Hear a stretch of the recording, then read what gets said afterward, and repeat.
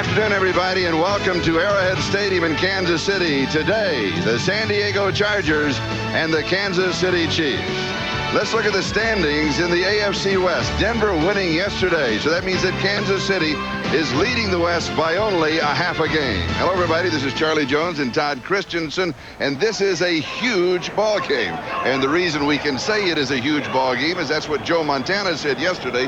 He said because the home field advantage here at Arrowhead is so important to the Kansas City Chiefs. Everything here is red, everything here is loud, and as past would indicate in terms of the history of the playoffs, home field advantage is usually the group that finds their way into the big dance. When they sang the national anthem just a moment ago, you know, it ends home of the Braves. Well, here they home of the Chiefs, 70,000 strong, all in the national anthem on an absolutely gorgeous afternoon. It was supposed to be in the 30s with snow. That was the forecast early on in the week. The Chargers sent thousands of pounds of cold weather equipment here. They will not need it. The temperature is 50 degrees. Joe Montana, look at that record in December. He has won 30 games. He has lost only 9 during the month of December. Kansas City won the toss. And Dana Hughes is the deep back on the return for Kansas City, and John Carney will start it off. And we are underway in Kansas City. And Hughes will pull it in at the 4. He's out to the 10, the 15, hit at the 20, returns close to the 25-yard line. Offensively for Kansas City, and you have an offensive line that has been together now for the last 8 weeks. Alt, Zott, Brunhart, Shields, and Ziegler. Joe Montana, as you saw, he is the starting quarterback. This is his 9th start of the season with Marcus Allen, Anders, Burden, Davis, and Hayes. Look for Barnett and Cash to come in and contribute on third down. Kansas City from their own 25-yard line, and they'll start it off. And Montana to throw. And he is intercepted. Donald Frank picks it up. Frank is to the 35 and to the 30-yard line.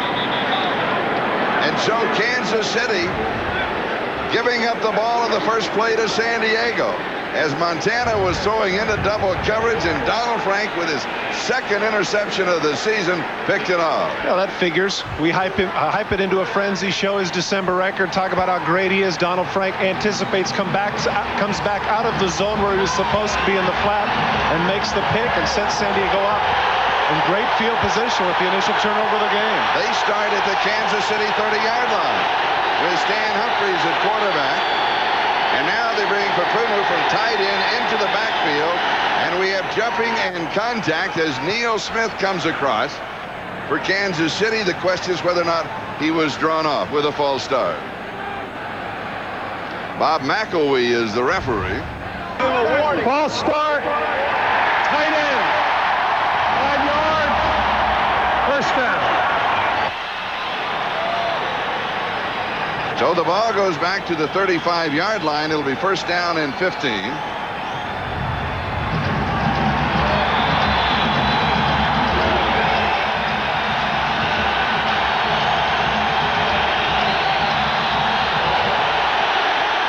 The Chargers operating with Humphries at quarterback. Marion Butts is the running back, and he gets the call. Cuts to the right side. He'll lean to about the 32-yard line. So let's take a look at that offensive set for San Diego, and we'll start with that offensive line. You know, they've had a lot of changes this year due to injuries with Swain, Sandusky, Courtney Hall. Joe Kokozo is in his 3rd start of the season. He's the rookie for Michigan, Stan Brock. There is Humphries, Butts, Papunu, Miller, Lewis, and Young. Ronnie Harmon with 58 catches, but as yet has not been able to find the end zone. Marion Butts is the remaining back, and Butts gets a call off of the right side, and he will go to the 28-yard line.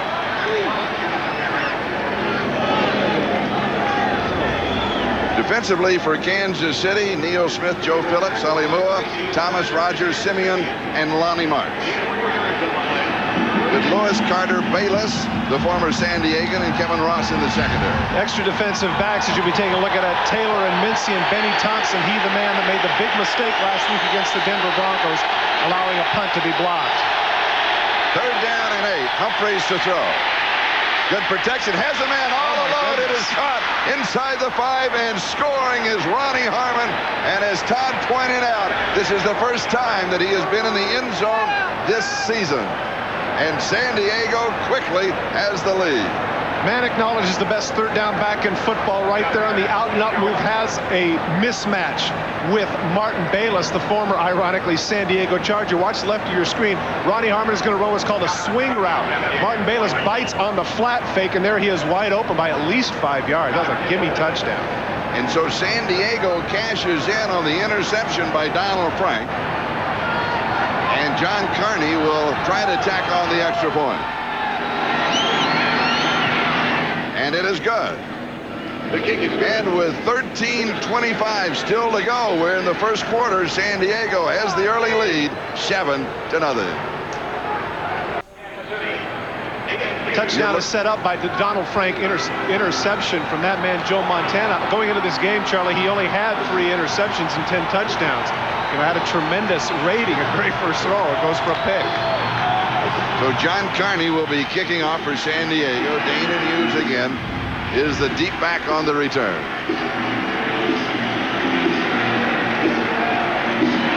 San Diego with the interception by Donald Frank, and then the touchdown pass to Ronnie Harmon, silencing this crowd. It is a very vocal crowd here at Arrowhead.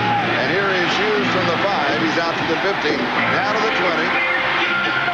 And is brought down around the 26 or the 27-yard line. He'll get 20 yards on the return. James Fuller with the tackle. Donald Frank came from the flat. He was supposed to be in coverage on Marcus Allen, and Joe Montana flat did not see him. Now here what you're going to see is you're going to see Ronnie Harmon right here is going to run the out and up move. What's going to happen here is that Bayless is going to go out in the flat and not be able to stay with him. Ronnie Harmon just a little bit too quick. He punches him right there, completely misses, and that makes him wide open for his initial touchdown of the 93 campaign. It's hard to believe this far in Ronnie Harmon hasn't scored. Kansas City first down, their own 26-yard line, trailing in the ballgame, 7-0. Montana lofts this one just out of the reach of J.J. Burton, and it'll be second down and 10. Didn't you see the confidence of Joe Montana? He gets picked off by Donald Frank, and who does he go back to? Donald Frank. Here's a look at the Chargers defense with Mims, Lee, Winter, O'Neal, Hendrickson, Plummer, and Junior Seau. Frank, Gordon, Carrington, and Richard in the secondary. Extra backs, take a look at Marquez Pope and former starter Sean Van Horst, who has now been replaced by the first-round pick Gordon. Second down and 10. And here is Marcus Allen. Allen a stop, a cutback. He drops the ball. A beanbag goes down. The Chargers say there was a fumble. The official has not signaled. Usually when a beanbag goes down, that's what that indicates. It indicates the spot of a turnover. It sure does. And the Chargers say they got it, but the officials have not indicated that they agree. And they do agree. The second turnover of the ball game. And Kansas City with another opportunity. They had one just a moment ago from the 30-yard line and now from the 26-yard line.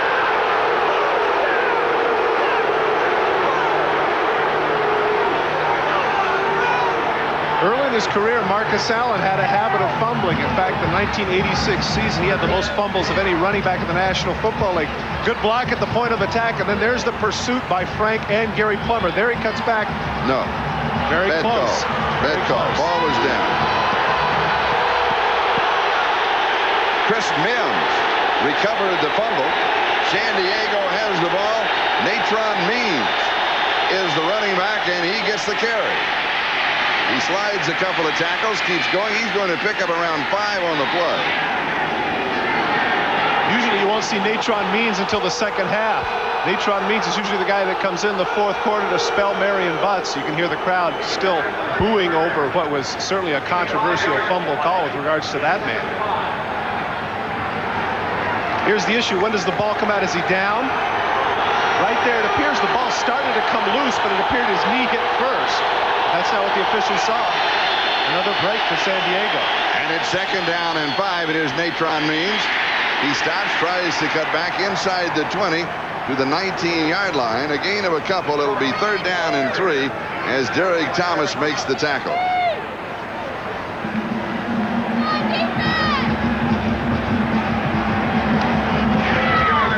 Coming into this game, On top were the Chiefs. Now they've lost 2, and now on top happens to be the San Diego Chargers.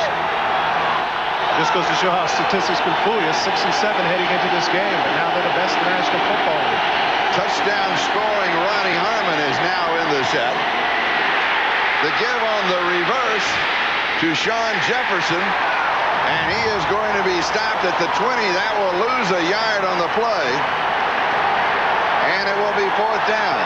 And Humphries is down. Stan Humphries, the off-injured quarterback, is injured again. Last week he had his toes hurt. They thought he might have had 2 broken toes, and he also had a banged-up knee during that ball game. He told us yesterday that he was okay during the week, but he is down now. Well, this has been a rough year for Stan Humphries. He just can't seem to stay healthy. This play gets a little discombobulated. There's the fake. Now he gives the ball off, and right there, crashing in his legs at the bottom of the pile is Dan Saliamua. His feet are planted in the AstroTurf, and that's the reason why he's in pain right now. Derek Thomas coming off the corner completely untouched. Right there, you can see the wedge between Thomas and Saliamua, and that's where Humphries got his left leg caught.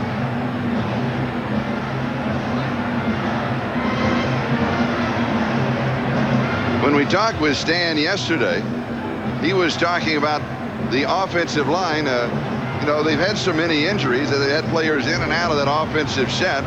And he said this year, different than last year, he's always kept a back in to block or to at least chip somebody coming before they went out in the pass route. He said we would send 3 out and then maybe 2 more as an afterthought. But first they had responsibility to try to give us some protection. He said possibly one of the reasons we haven't been as effective this year as last year. Now from the 28-yard line, a 38-yard field goal attempt by John Carney.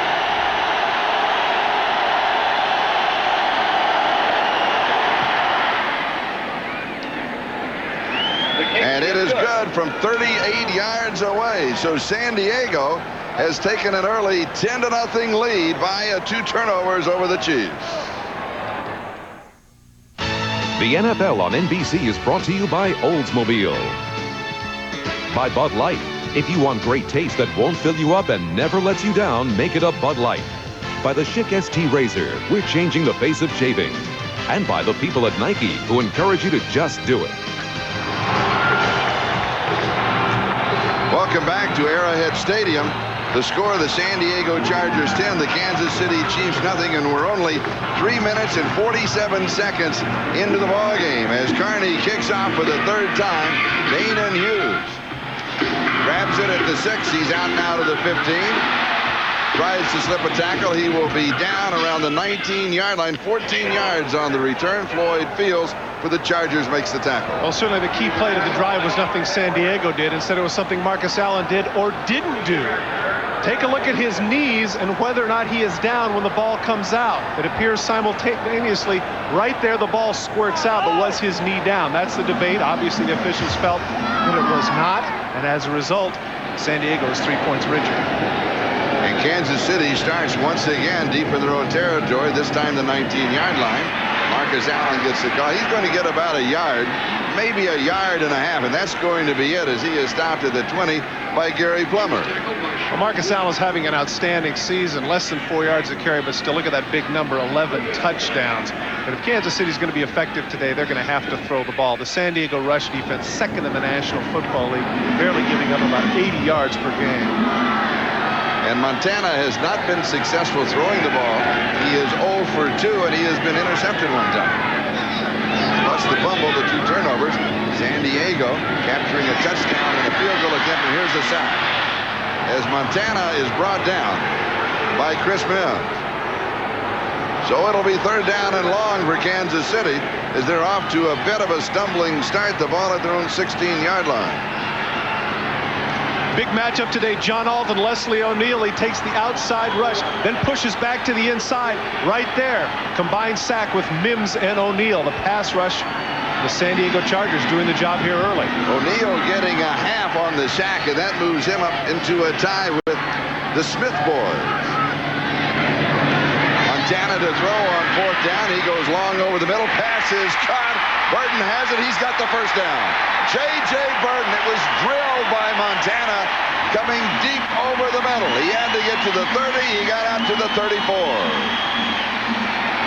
Poor secondary defense on the part of the Chargers. 3rd and very long. They go into the zone. Burton shows a lot of courage coming into the middle, knowing he's going to get popped, and everybody misses him. There he spins off of Marquez Pope and wisely gets down to the ground.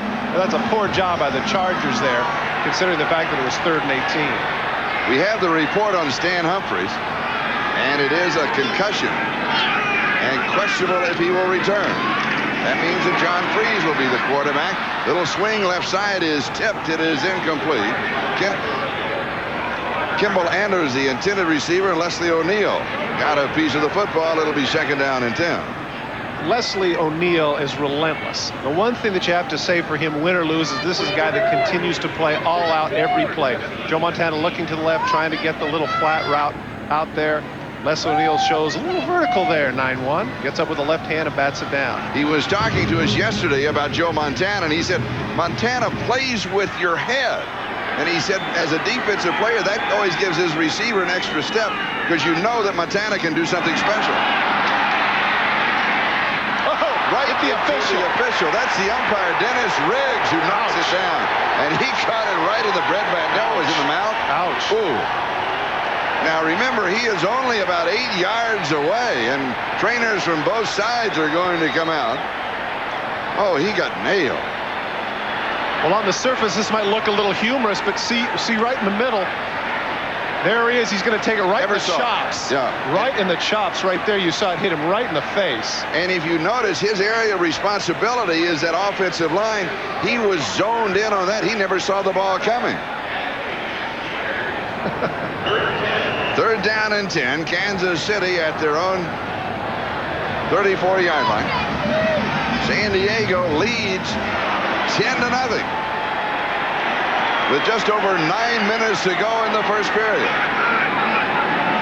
And Montana to throw. Rolls right, throws, pass is complete. And this is Marcus Allen along the sideline trying to dance for the first down, and they got him along the sideline before he could go past the marker. Junior Seau finally halted his progress, and it'll be 4th down. Tremendous effort by number 32. I asked him yesterday why he hadn't caught more passes, and he said he really didn't know. He rolls out here. He's just a safety valve. Junior Seau has a man-for-man coverage. Spins out, but look at how persistent number 55 is. He comes back in and makes the tackle short of the first down. Great effort by Junior. So that means that Brian Barker will be kicking for the first time in the ball game, and Darian Gordon, number 1 in punt returns, had 1 block last week. He gets a good one off. He's had 2 blocked in his career, and Gordon takes it at the 13 and is decked at the 20. Outstanding open field tackle by guess who? Benny Thompson, the man who was the GOAT of last week's ball game. We'll step aside, back in a moment. Stan Humphries with that mild concussion, and he has been replaced at quarterback by John Freeze. Well, one of the things that Bobby Ross talked about with Humphries is they had a little bit more mobility. John Freeze might be slightly more accurate, but he's somewhat immobile in the pocket, and versus Neil Smith and Derek Thomas et al., that's going to be difficult for the Chargers to deal with. Questionable if Stan Humphries can return. Looking at Stan Humphries reminds me of the old boxing phrase about being on Queer Street. He doesn't look right. Marion Butts is the remaining back, and Freeze comes out throwing, and the first pass is complete to the 25-yard line, and so it'll go for a gain of 5, maybe 6. Let's see where they give the point of the advance of Alfred Papunu, and Martin Bayless is the man who stopped it. They'll mark it to the 27-yard line. Well, Derek Walker hurt his knee and is out for the season. Now that means that Papunu is the starter. I believe that's only his 2nd or 3rd catch of the season. So he's got to be pretty excited about just holding onto the ball. You can see he had both arms over going, all right, cool. Here is a new offensive set for San Diego, and now the tight end moves up, and the H-back moves over. And it is 2nd down and short. Here is Marion Butts, and he is going to come up very close to the first down. Now, remember we said it was the 20-yard line, but in reality, the line of scrimmage was just short of the 20-yard line. Lonnie Martz makes the stop on the play for Kansas City. in reality, he may have picked up the first down. I find it interesting you talked about their new formation, very similar to the Washington Redskin offense. And Joe Gibbs, in conversations that I had with him when I asked why you did so many, he says, look, he says, we run the same plays, but we want to confuse the defense. And that is that the more multiples that you have, the more confused they can be. Here they go through all that window dressing, and it's an off-tackle handoff to the halfback. In case you joined us late, Joe Montana's pass was intercepted early in the ballgame by Donald Frank, and that set up a touchdown pass from Stan Humphries to Ronnie Harmon. And then on their next offensive possession, Marcus Allen fumbled, recovered by Chris Mims, and San Diego got a field goal out of that. The Chargers are up 10-0. And as you know, it is a first down at the 30-yard line.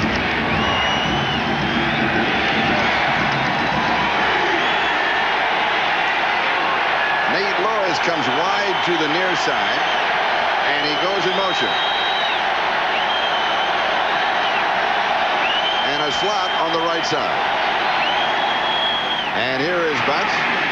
Whoa. He's to the 34-yard line. See how Tracy Simeon went backwards. We have talked about that offensive line of the Chargers and the fact that they have had so many injuries. Well, they've also had injuries on defense.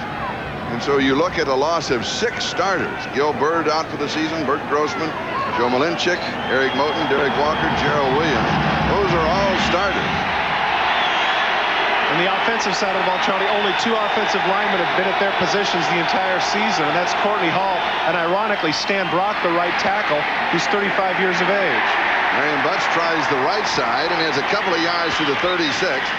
It'll be 3rd down and 4. Joe Phillips, formerly with the Chargers, makes the tackle for Kansas City. Now, when we talked with the Chiefs defensively yesterday, they said they expected the Chargers to run at them. So this is not unexpected because that's what the Chargers are doing. Well, it's kind of like, yeah, but, you know, it's like when you play Detroit Lions and say, hey, we think Barry Sanders is going to get the ball. Well, of course, you're going to say that, but the issue is whether you can do it physically. And thus far, San Diego's done a good job defensively in keeping Joe Montana off the field, and offensively, they've moved the ball fairly effectively. 3rd down and 4. Ronnie Harmon is in the offensive set. Trips 3 wide receivers on the near side. Freeze has pressure, and he is sacked. For Neil Smith, that is his 14th sack of the season. Very point that we were making, Charlie, about the immobility of the quarterback. He had plenty of room, a lot of AstroTurf in front of him, but he just wasn't quick enough to escape. The pass protection is excellent. Neil Smith lining up at tackle. Actually, good job of blocking him there. Now, look, there's a lot of AstroTurf in front of him, but Neil Smith able to corral the 6'4", 215-pound, 5'1", 40 John Freeze.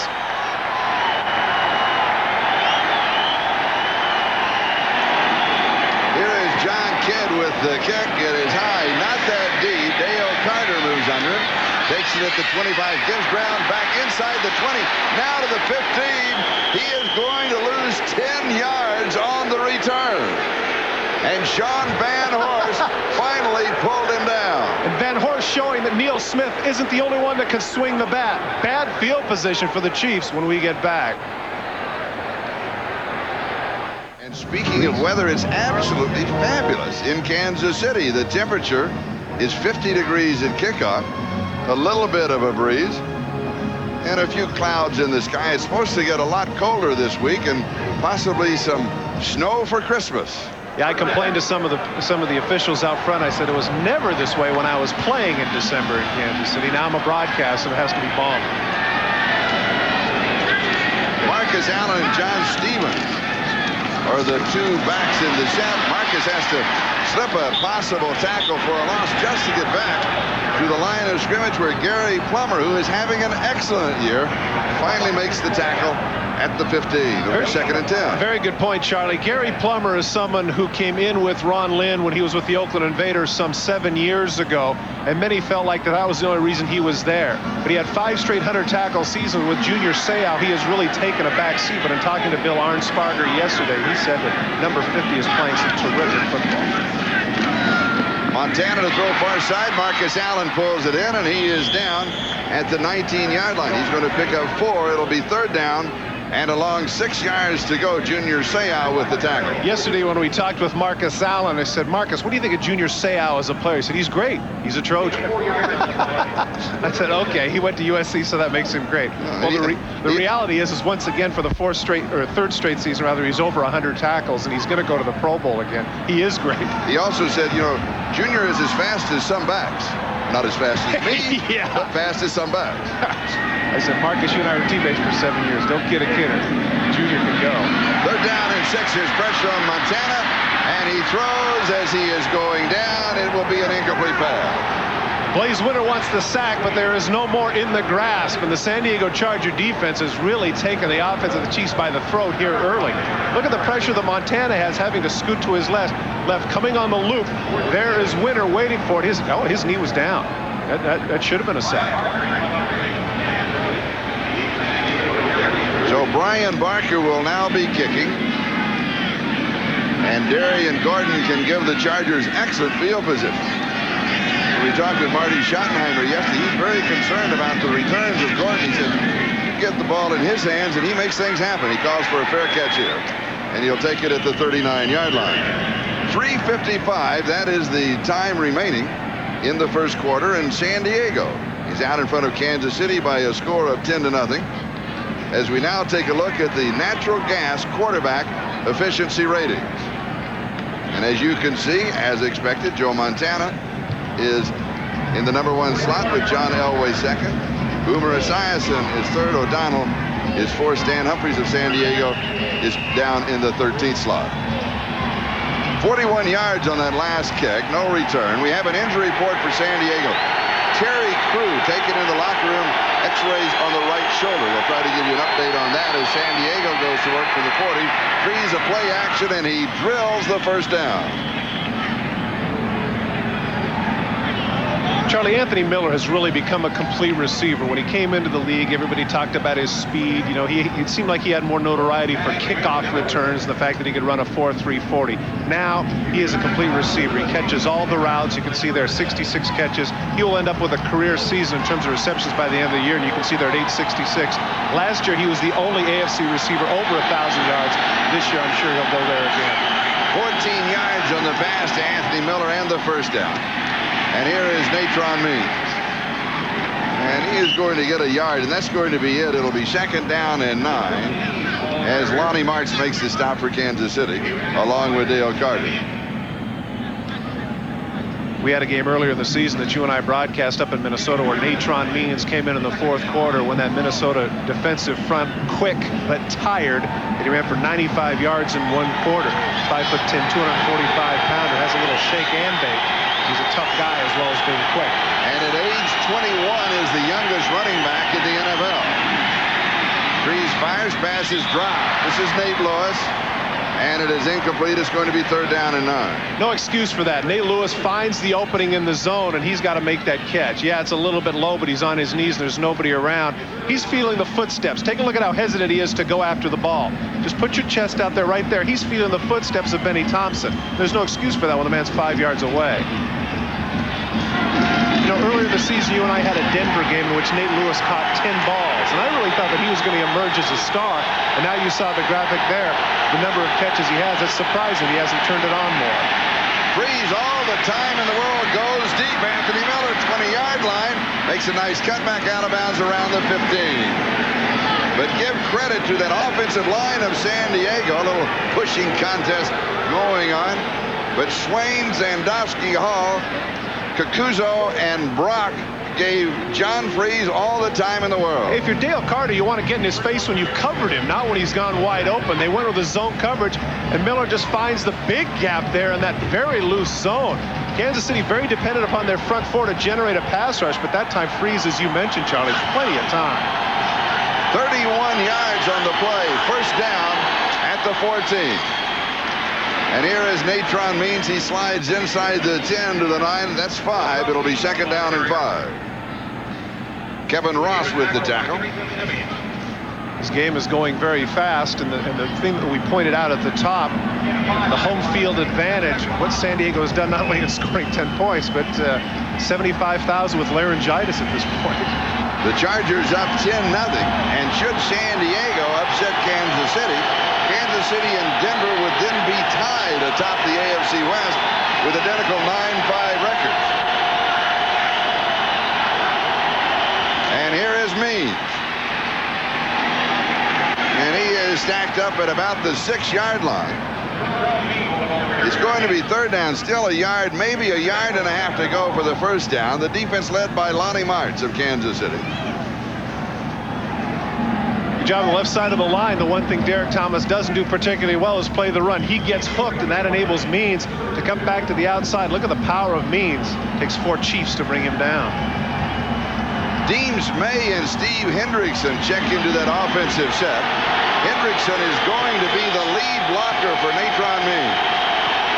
And he is a starting linebacker, special team star.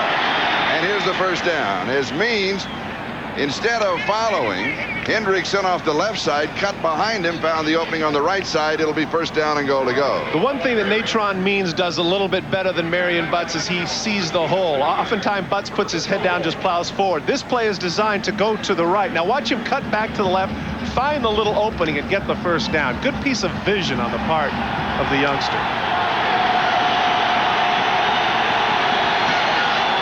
First down, goal to go.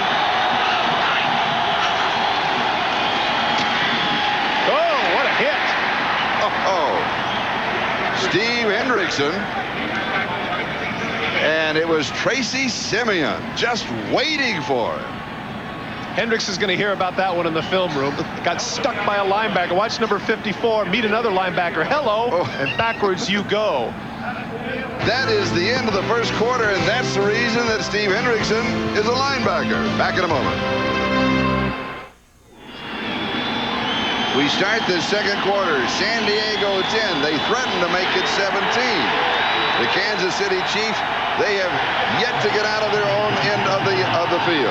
I know this is coaching on my part. Well, of course, I'm a broadcaster. I get to do that. You're 6 and 7. You're up 10-0. I say 4-down territory. Oh, sure. You got the big bodies down here. Just jam it in there. Second down and goal to go from the 3-yard line. Play action fake, throw, end zone wide open, touchdown. Dwayne Young.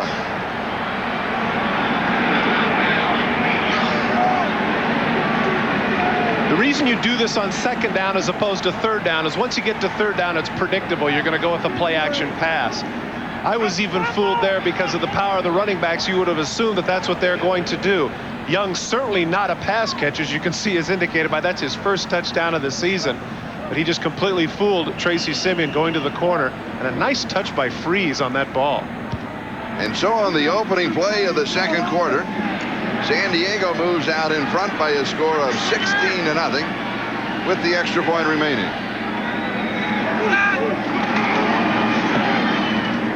And Carney hits it, and it's San Diego 17, Kansas City 0.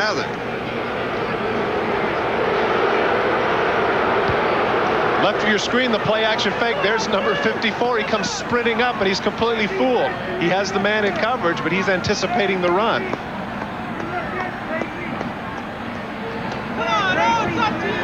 And a nice touch, as Todd pointed out, to tight end Dwayne Young, scoring his first touchdown of this 1993 season. And San Diego out in front of Kansas City, 17-0. Take a look. You're going to see the linebacker's going to come flying up here on the run, and he's just going to run a simple corner route. This man isn't in coverage. He's going to be coming, and as a result of the play action fake, completely fooled, and he's going to be wide open.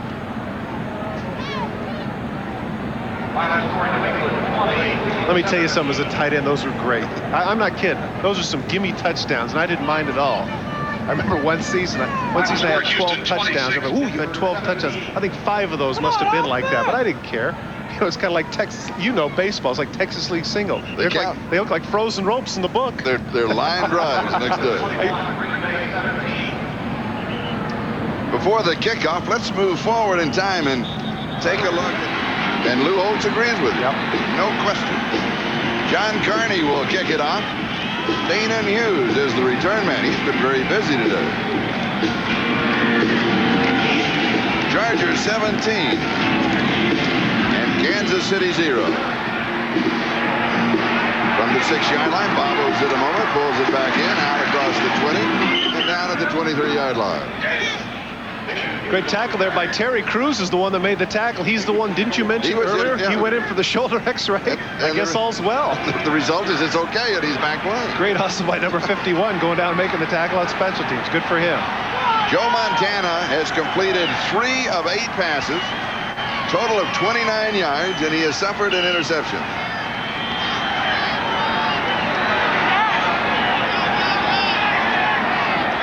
Kansas City starts with a very quiet crowd at their own 23-yard line. Little swing near side. Marcus Allen stops, starts again. He's to the 26. He's got 3. Flag down on the play. Might have been a piece of the face mask there at the end. If it was inadvertent.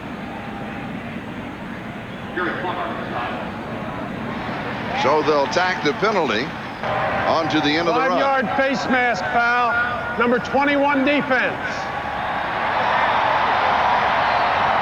Still first down. That's the call going against Darian Gordon. First down. And the ball will go out to the 31-yard line. As I It's going to be mentioned, second down and 2. as I mentioned, it was inadvertent. One of those things where his hand grazed across the mask for a fleeting moment, but the official saw it. Here's Marcus Allen on the right side, and he is decked right at the line of scrimmage.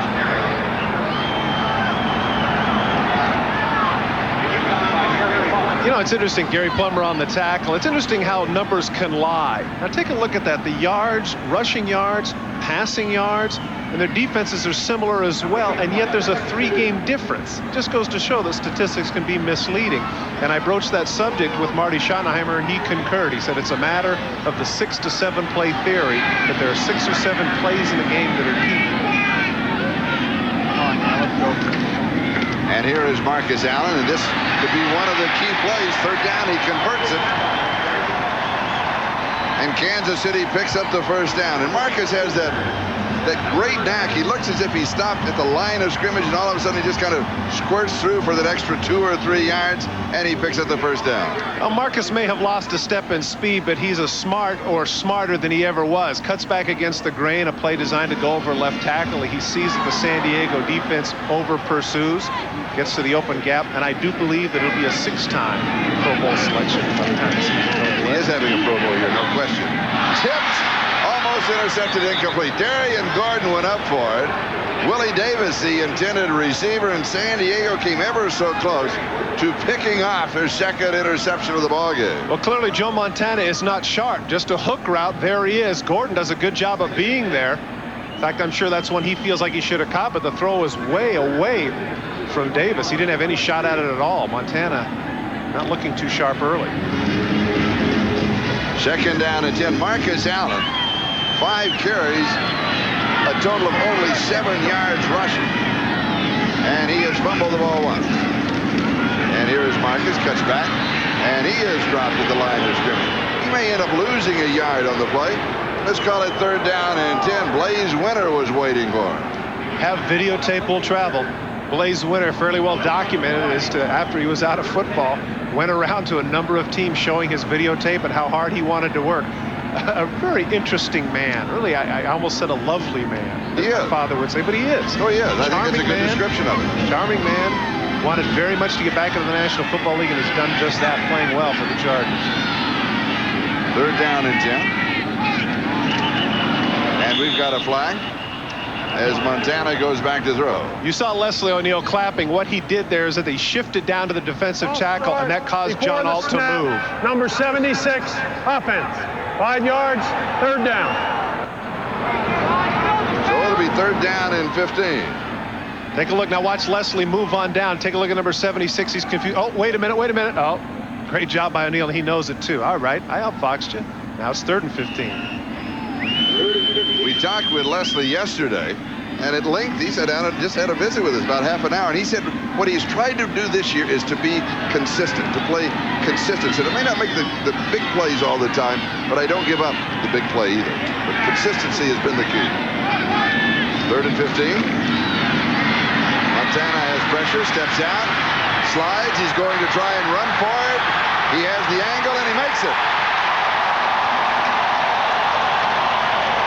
you will have to admit on that play that Montana has lost a step. It took him forever to get there. What has to happen if you're a defensive back is at a certain point the timing, you have to get a feel for it. Okay, now it's not a usual route. Now turn around and look. When Joe Montana is running, a number of the defensive backs have their backs to him. They don't know what he's doing. There you can see in that case, number 40, James Fuller wasn't looking at all in terms of Montana. He was with his man, with his back to Montana, and that enabled him to get the first down. And goes back to what Leslie O'Neal said, that Montana, he plays with your mind. You're not sure what exactly he is going to do. It's Todd McNair. First down. And all of a sudden, the Chiefs are on a roll. Well, that's twice now they've had big third down conversions. And if they end up scoring, certainly that'll be a key play in the drive was Montana's run. Now the offensive line with a little confidence opens a gap for Todd McNair, who really has been the forgotten man this year with the acquisition of Marcus Allen. Leading receiver for the Kansas City Chiefs last year, an outstanding third down back in his own right. The line of scrimmage is now the San Diego 41-yard line. Chargers lead at 17-0. And here is McNair. He cuts back-to-back first downs. 29-yard line, gain of 12. That is 3 first downs in a row. Montana followed by Todd McNair, followed by Todd McNair. Carrington with a stop. Good job of feet in the backfield right there. He was able to sidestep Sean Lee and cut into the secondary. Also a good job up front by the Kansas City left side of the line, enabling him to have that crease. 29-yard line of the Chargers, first down Chiefs.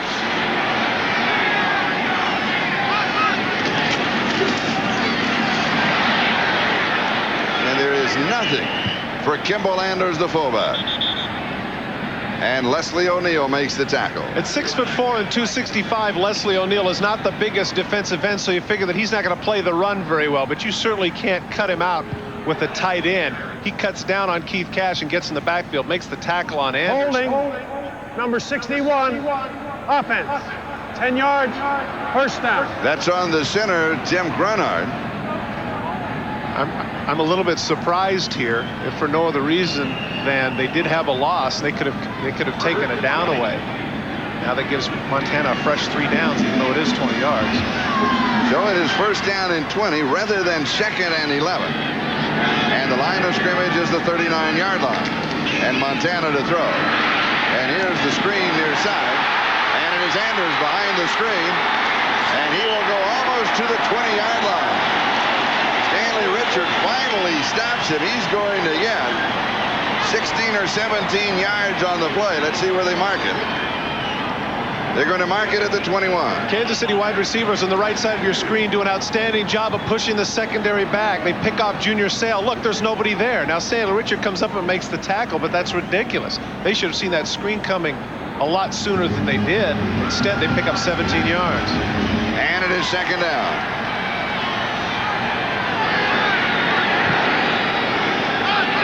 That is McNair in motion. And here's the reverse. McNair coming back on the reverse has the first down.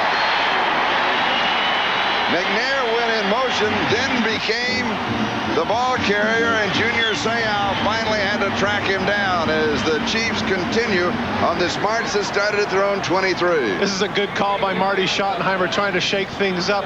McNair, except for Gordon, who actually forces the play back in there. Gordon did a good job of pushing it back in, or else that could have been a bigger game. But trying to shake things up, get the crowd excited, get the offense excited, because up to this point, except up to this drive, the offense has been pretty predictable. Junior Seau, the reason we're held up is because Junior Seau went over to the sidelines to change helmets. Apparently his was broken, so he exchanged with Lewis Bush, their great special teams player. See, that's a very different face mask than what you're used to seeing Junior Seau. I'm not sure if that's the right size. Is that a 7.5, a 7.05? I'm not sure. See, you can see right there on the back, number 58. Good shot there by director Andy Rosenberg. Don't be confused. That's not Lewis Bush. That is Junior Seau. And a first down at the San Diego 14-yard line. And McNair goes in motion again. Montana fakes the pitch out, rolls right, has pressure. He throws to McNair right in the corner. Now, the pass is incomplete. But what Montana did, when we take a look at it, is that he threw the ball where only Todd McNair had the opportunity to catch it. He threw it so it could not be intercepted. It's a great play. San Diego defense is heads up here. They're not fooled by the play action. You're right. Montana just throwing it away. So there's only one guy that can get it. And right there, even if he holds on to the ball, he's going to go out of bounds. That's good coverage by Carrington. No need to boo. Second down and 10 at the 14-yard line. Montana, a very slow start. 5 of 12, 50 yards. 1 interception, no touchdown. San Diego leads it 17-0. Montana pump fake, comes back over the middle. It's incomplete. And we've got a flag. No, I don't like that. Willie Davis, the intended receiver. Darren Carrington had the coverage. Pass interference, number 29 defense. He's called for pass interference. That's a first down on the 1-yard line. He's got a legitimate beef. Carrington had his back turned, but he didn't impede the progress at all. It's whether or not the guy could make the catch.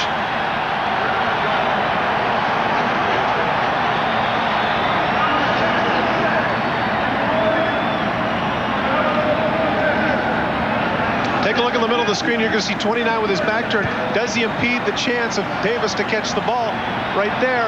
Look at how far away the ball is. That's a terrible call. Far too ticky-tack. I don't like that at all. Just hand people scores like that. Incidental contact. Play action fake Montana. He's going to run for it.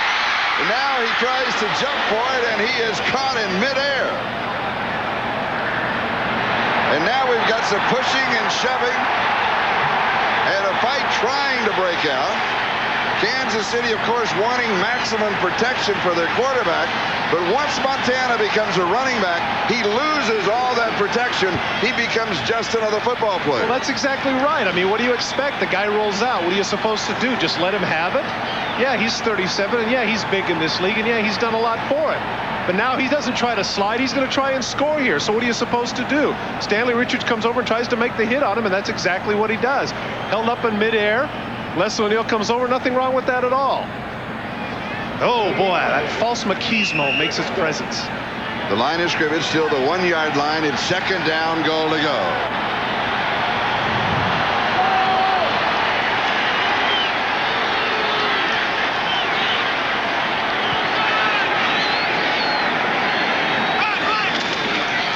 Here's Marcus Allen.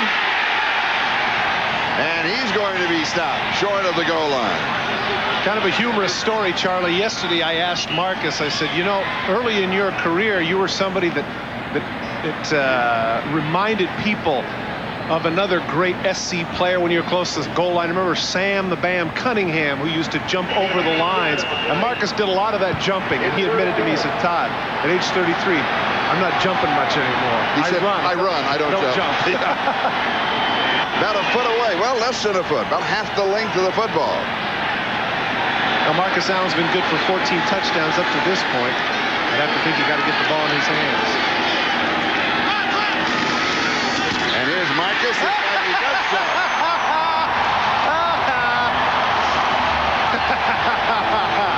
That is the 15th touchdown of the year for Marcus Allen, and the Chiefs are finally on the scoreboard with just over 7.5 minutes left in the first half. And the key play could well be the call in the touchdown on pass interference that set it up at the 1. That's right.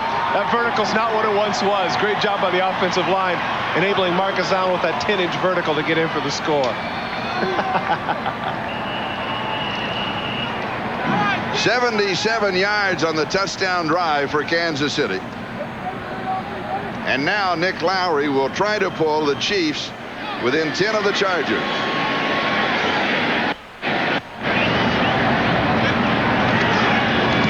And it is good. San Diego 17, Kansas City 7, 7:32. Time remaining, first half here at Arrowhead. We'll be back to the kickoff in a moment.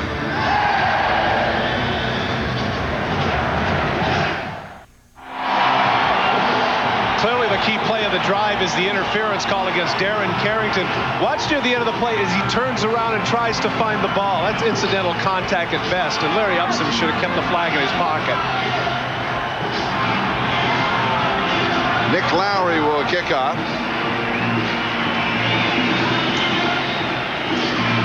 And Nate Lewis is the return man for San Diego.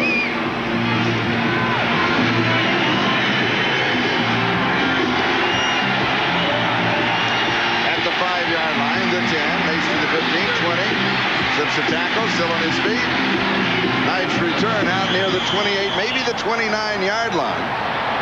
And the pushing and shoving that started with the Joe Montana incident now continues at a couple of spots on the field.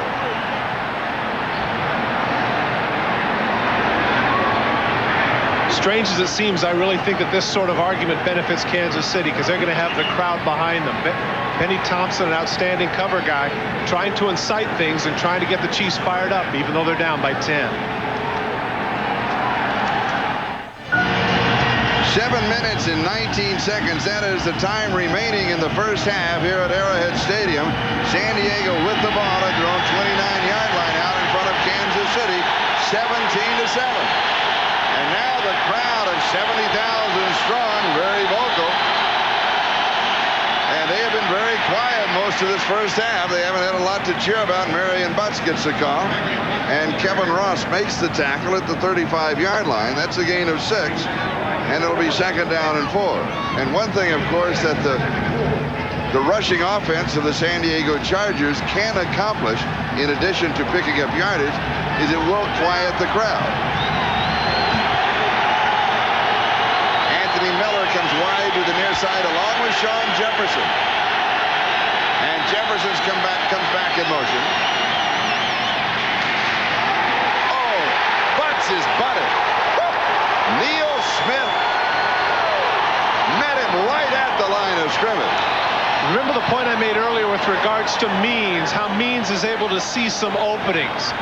Marion Butts just puts his head down and runs right into number 90. Take a look. Okay, he defeats the block, but number 35 just runs right into the middle of him. Why didn't he cut to the outside? He had a gap there just to the left of Neil Smith. But Neil Smith showing that he's not just a pass rusher. He can stuff the run as well. And Joe Phillips also had a piece of the play for Kansas City. 3rd down, freeze roll, sets, throws. And it is incomplete.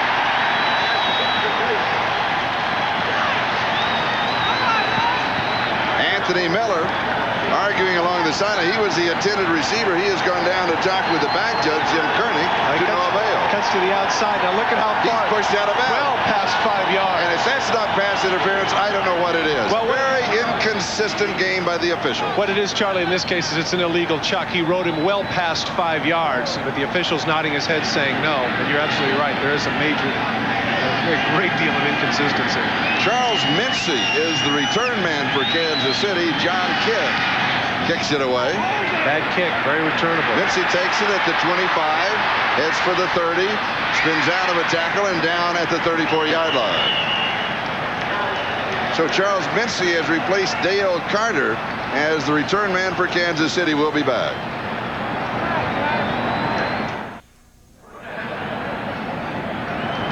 Marcus Allen scoring the touchdown for Kansas City. He now has a touchdown in 8 straight games.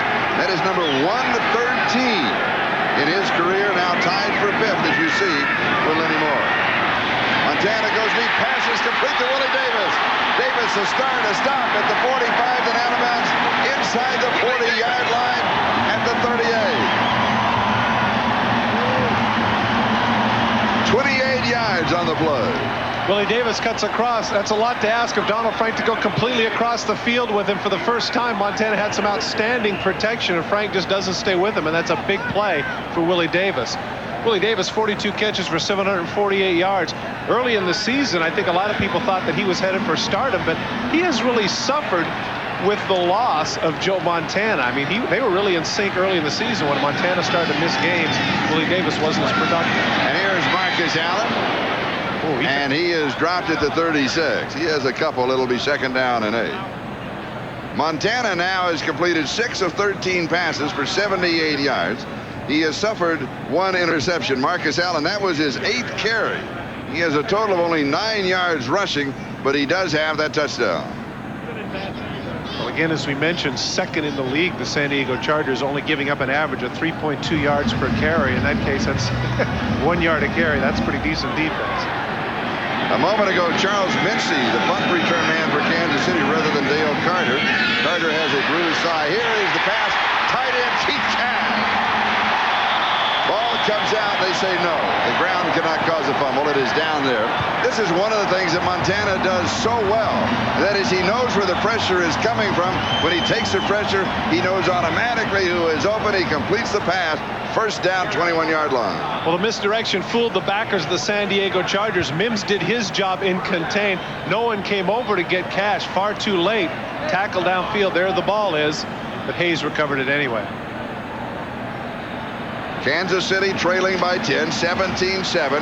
Now we're moving on the 4-minute mark. Time remaining first half. Good ball game here at Arrowhead. And here is Anders. Kimball Anders, in his third year out of the University of Houston, is finally stopped by Darren Carrington. A report on Dale Carter, who is the punt return man and cornerback for Kansas City. He has a bruised thigh, may be able to return. Probable return, we're now being told. The ball at the 14th-yard line. Be very interesting to see if indeed Dale Carter couldn't return if they moved Kevin Ross back to cornerback, because in fact the reason they moved Ross to free safety was to make sure that Carter had some playing time. Second down and 3. Marcus Allen goes in motion. Little play action fake. Looks to Marcus. Throws. Has the reception. Leads for the first down. 10-yard line. First down goal to go. The drops on for the linebackers, the San Diego Chargers, the defensive backs, but they seem to be a little bit too deep. Marcus Allen really doesn't run a route. He just comes off to the left and just stands right by the first down marker. And it takes a while before there's any Charger there. Obviously in zone defense, that's Donald Frank. Have to tighten up their splits a little bit there in the secondary. He needs to complete some balls under him. 9-yard line, first down goal to go for Kansas City. It has become the Montana and Marcus show. Joe Montana and Marcus Allen. Pump fake, throws far side. This is Anders. And he is going to go out around the 4, maybe the 3-yard line. It'll be second down and goal to go. Once again, the same situation. Joe Montana able to pump a couple of times before he gets the ball out to Anders in the flat. The coverage by the Chargers has been far too loose this drive. Tim Barnett will check into the offensive set. Jonathan Hayes comes out. Comes also into the ball game. Keith Cash comes out. And Willie Davis comes out. Montana now 9 of 16 for 97 yards.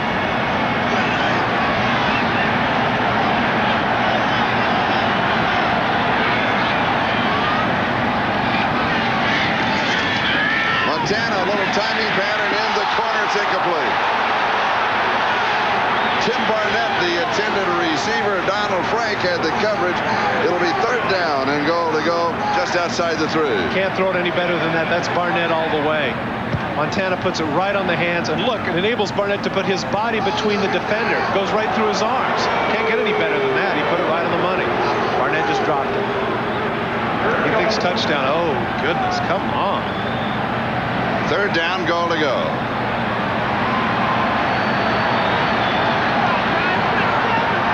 Marcus Allen is the remaining back, slot on the left side. And we have flags, we have some jumping. That's Keith Cash. Cash clearly had a route. He was off. Before the snap, number 89, offense. 5 yards. Like I said, those tight ends, those inside the 5-yard line want to get those touchdowns. Number 89 had a running start. So the ball will come out to outside the 8-yard line. And it's third down and goal to go. Kimball Anders checks back into the offense, and Keith Cash comes out. Third penalty against the Chiefs, a total of 20 yards. They're going to spot it at the 9-yard line.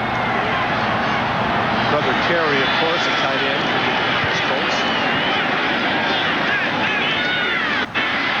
Montana slips, throws, touchdown. Montana just kind of slips and slides through the pressure, finds Willie Davis in the end zone for the touchdown. Oh, he's a piece of work. Well, there are a lot of things that make Joe Montana special, but even at the age of 37, even though, as you mentioned, he might have lost a step, he still has nimble feet. Watch as he slides to the left and avoids the rush. Now he's got plenty of time to search the end zone. Willie Davis actually makes a nice catch reaching behind him for the grab. He drills this one in there. Davis able to hold on despite the shot from Carrington. second touchdown of the day for the Chiefs. So the score now, San Diego 17, Kansas City 13. Nick Lowry to attempt the point after. And it is good.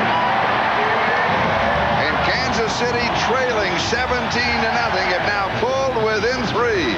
17-14, 2:10 left first half. Here at Arrowhead, 2 minutes and 10 seconds time remaining first half. San Diego now leads by 3. And speaking of threes, the Chargers and the Chiefs both have 3 timeouts remaining. Nate Lewis is the return man for San Diego, and Nick Lowry will kick it away.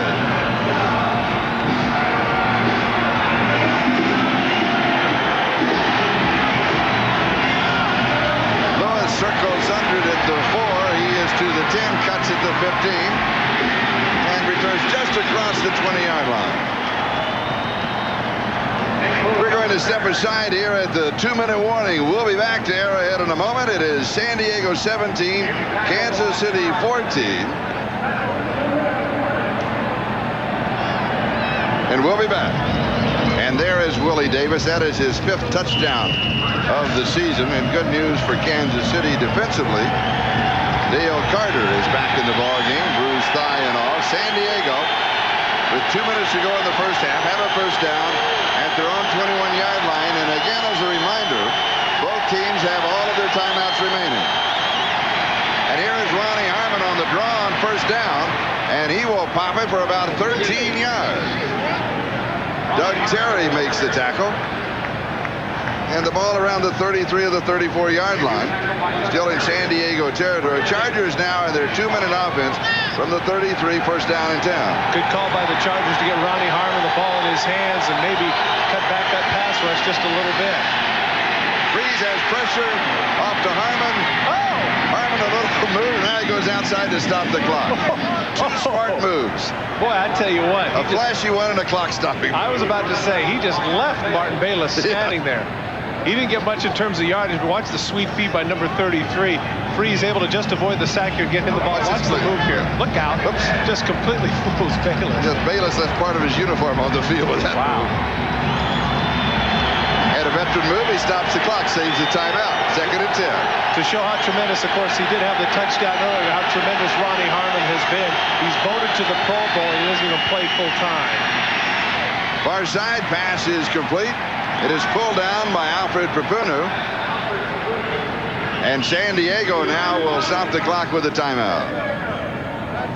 We have 1 minute and 16 seconds. That is the time remaining in the first half. Be sure to stay with us at the half for Domino's Pizza NFL Live halftime report. Jim Lampley and Mike Ditka will have all the scores and highlights. In case you joined us late, Stan Humphries was the starting quarterback for San Diego. And in the first quarter, a slight concussion. And he has been replaced by John Freeze. And Freeze, in addition to quarterbacking the Chargers, also has thrown for a touchdown pass. And that was to his tight end, Dwayne Young. Freeze completing 6 of 8 for 61 yards. 3rd down and 4. Flags. Derek Thomas, this will be a free play. And it is tipped. It is up in the air. It is intercepted by Kansas City. No, they're going to rule the interception incomplete. And now we'll go back to all of the flags. Doug Terry. Doesn't matter because the Chargers tried have to the pick free it up. play. Thomas a little bit too anxious. Interesting number. And that, by the way, was 3rd down and 4. That'll be a first down. Yeah, that was not a heads-up play on the part of number 58. Offside, left defensive end. 5 yards, first down. They say left defensive end, but the title that Derek Thomas has is called rush backer. Take a look at the bottom of your screen. You're going to see number 58 just way too anxious right there on all fours trying to get across. Stan Brock, number 67, playing in his 200th game, by the way, just completely smothers him anyway. 1st and 10 at the 44-yard line. Minute 12. Freeze throws. Pass is complete. This is Papunu. and he's going to be wrapped up. They'll give him the point of the reception about the 47-yard line. Now this will be interesting because I saw the face mask initially, and then Benny Thompson went after his head. It'll be interesting if they call a personal foul or just the face mask. Flag dropped at the 50 and also at the 47-yard line of Kansas City. 5-yard face mask foul enforced from the end of the play. And in addition to the yardage, it also stops the clock. Now here's Mincy. There's the initial face mask.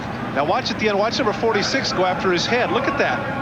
Trying to take a swat. Obviously, it's not going to hurt him too much with the helmet, but a lot of times officials are very conscious of the fact that people are going after one another's skulls. 48-yard line, Kansas City. That is the line of scrimmage. And it is first down and just a couple. Freeze goes deep over the middle. Underthrows Anthony Miller. Freeze isn't happy with himself. He had Miller, and he knows it. He wishes he had that one back because he had him on the deep end, open in the middle of the field, and he just couldn't quite get him the ball. You can see right there, oh boy, oh son of a gun, I had it. But then again, in fairness to him, kind of tough, you know, when you sit there in the first quarter and you're thinking you're going to man the clipboard, and all of a sudden somebody taps you on the shoulder and says, hey, get out there and throw that 20-yard deep end. But look at the numbers he's had thus far. Excellent numbers. Second down and 2. And this will be a first down. The reception was made at the 45-yard line. And San Diego will stop the clock with the timeout. And that means we have 47 seconds left in the first half. San Diego has a 1 timeout remaining. As you see, Kansas City 3, Chargers up by 3. That takes care of the numbers. Let's move forward to Christmas Day. I'm going to have to check that out. Hey, let me tell you something. You know what it is? Have the tree early. Have the tree early. That's right. And I do think that there's a very real possibility that that Saturday game in San Francisco could be a Super Bowl preview. The Oilers and the 49ers. You're right. Oilers winning today. 9 straight. 9 straight. Freeze goes deep. Miller's there. He's open. Inside the 5. Pushed down a bound. They're going to call Ronnie Harmon for holding, and this is not a good call. Benny Thompson does a great job of acting as he comes in, and he's going to get that call. Not a good call. Holding against San Diego. What a cut and should of the ball at the 2-yard line. They bring it back.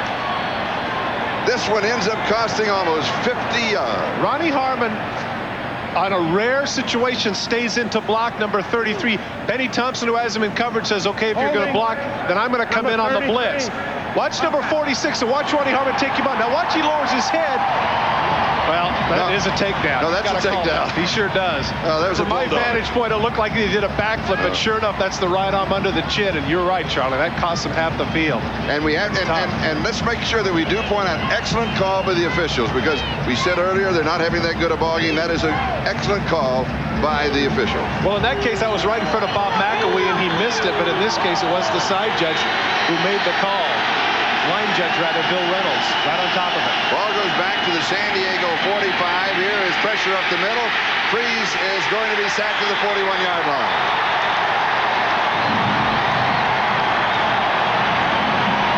And now we get, remember, this all started. No call for that. There's no call for that. Started back.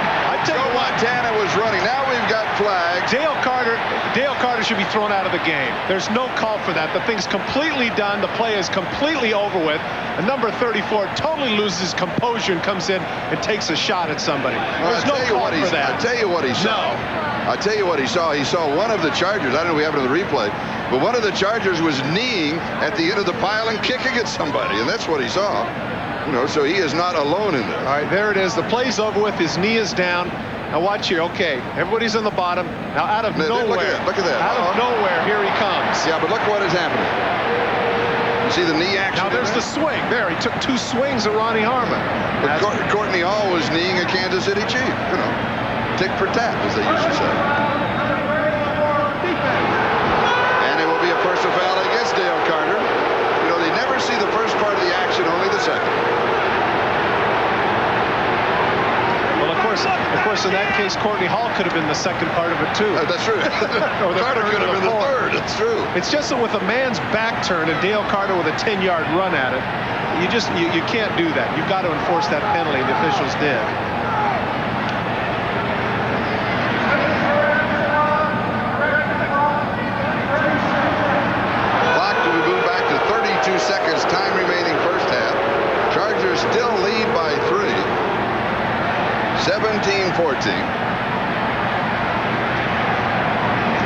San Diego got out in front 17-0. Kansas City coming back with Marcus Allen scoring and a Joe Montana touchdown pass to Willie Davis, 17-14. Trying to explain to him, he says, I don't understand, what's this about? How can you lose your composure? And now Carter doesn't like it either and gets right back in Roz's face. Number 34, a little out of control at this point. It will be a first down at the Kansas City 45-yard line. I tell you what, right now, moving now to the 44, maybe the 43. He's a young quarterback, and I realize this, but this would be a great opportunity right now if I'm John Freese to go to Sean Jefferson, who's over on Carter right now. Clearly, Carter's mind isn't quite right, to use the phrase from Cool Hand Luke. This might be an opportunity to take advantage of it. And now the officials call another timeout. And I think what they want to do is to make sure they have the ball placed at the proper spot with the mark off after the foul. And it was a dead ball foul.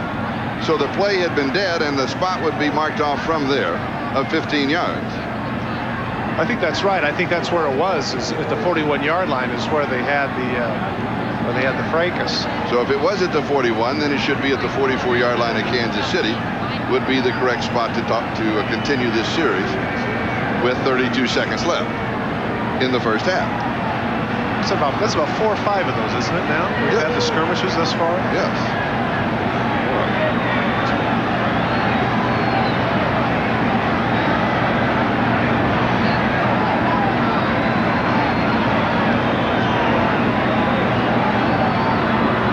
Back to the play and take a look here. We're at the 45-yard line. Now watch at the end. It's at the end of the play where he ends up.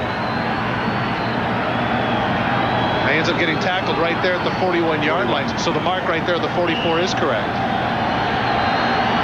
So we spotted the Kansas City 44-yard line, and it's a first down. Anthony Miller comes wide to this side. Sean Jefferson to the far side. Freese drops it off to Ronnie Harmon with a blocker out in front. And Harmon is going to be stopped around the 42-yard line. He's just going to get a couple. And San Diego will take a timeout. And that's too bad, too, because they really had it set up, and Ronnie Harmon didn't do a good job of using his blockers out front. And that is the Chargers' last timeout. And they're going to reset the clock to 23 seconds.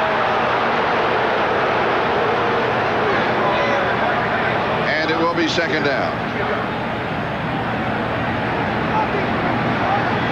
Crowd not terribly happy about the way the officials are treating them here in this drive, showing their displeasure. The ball is just outside the 41-yard line, so it's going to be second down and 8 with 23 seconds left and no timeout for San Diego. And another reminder, Domino's halftime report. Jim Lampley, Mike Ditka, scores and highlights, and as important as anything else they'll do, they'll sort out the playoff picture, bringing into action what happened in the 2 games yesterday, what happened in the early games today, and what's going on here. San Francisco's up by 3 touchdowns at half, as we mentioned earlier. Houston defeating Pittsburgh, so that sets up more than likely a couple of 10 and 14s for that great game on Christmas Day. Second down and 8.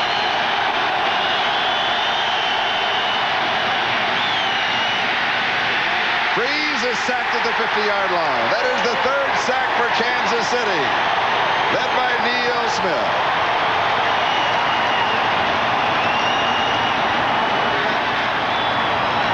And for Neil Smith, that will be 15 on the year. Maybe wise just to let it go. Time running out of the Chargers in the half. Just got it off. And it is dropped. Alfred Prapunu cannot hang on as we take another look at the final play of the first half.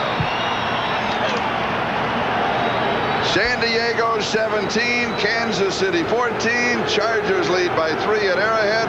Let's go to New York and Jim Lampley.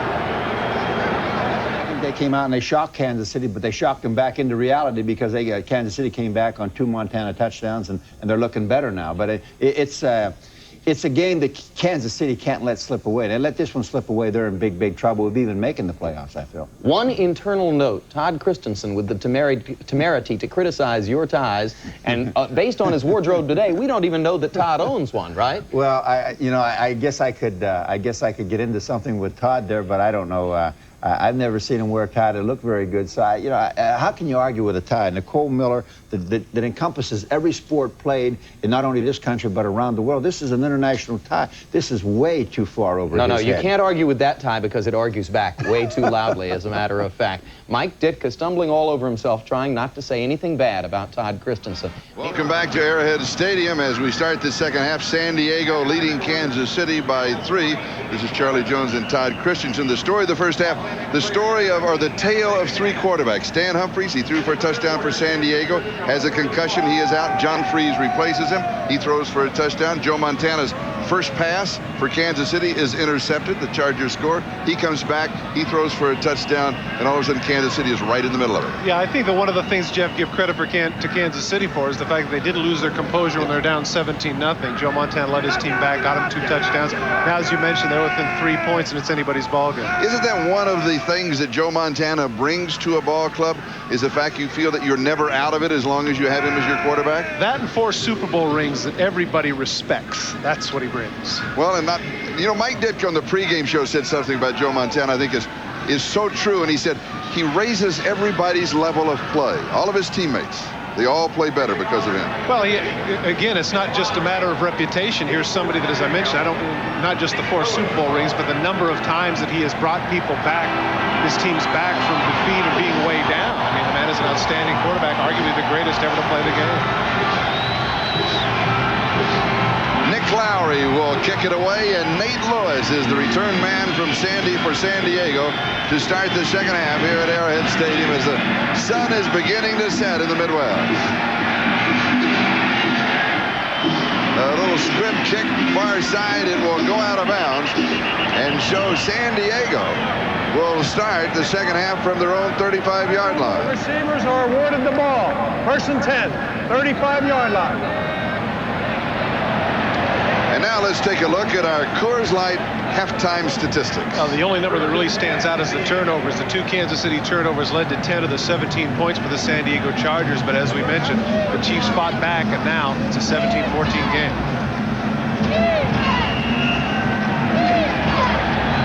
At the end of the first half, you could see the defense of Kansas City, how devastating they can be when they know you're going to throw and they can just tee off on you. So here in the second half, San Diego needs once again to establish the run, and they hand the ball to Marion Butts. Not only does he run, he takes about 3 Kansas City Chiefs with him for the last 3 or 4 steps. Well, everybody always gives lip service to the fact that you have to run the football, but in San Diego's case here in the second half, because of the immobility of John Freeze, they really do have to run the football.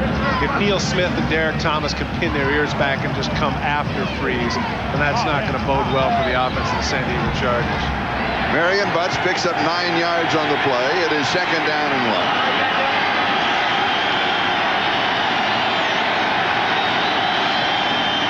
And here is Butts again.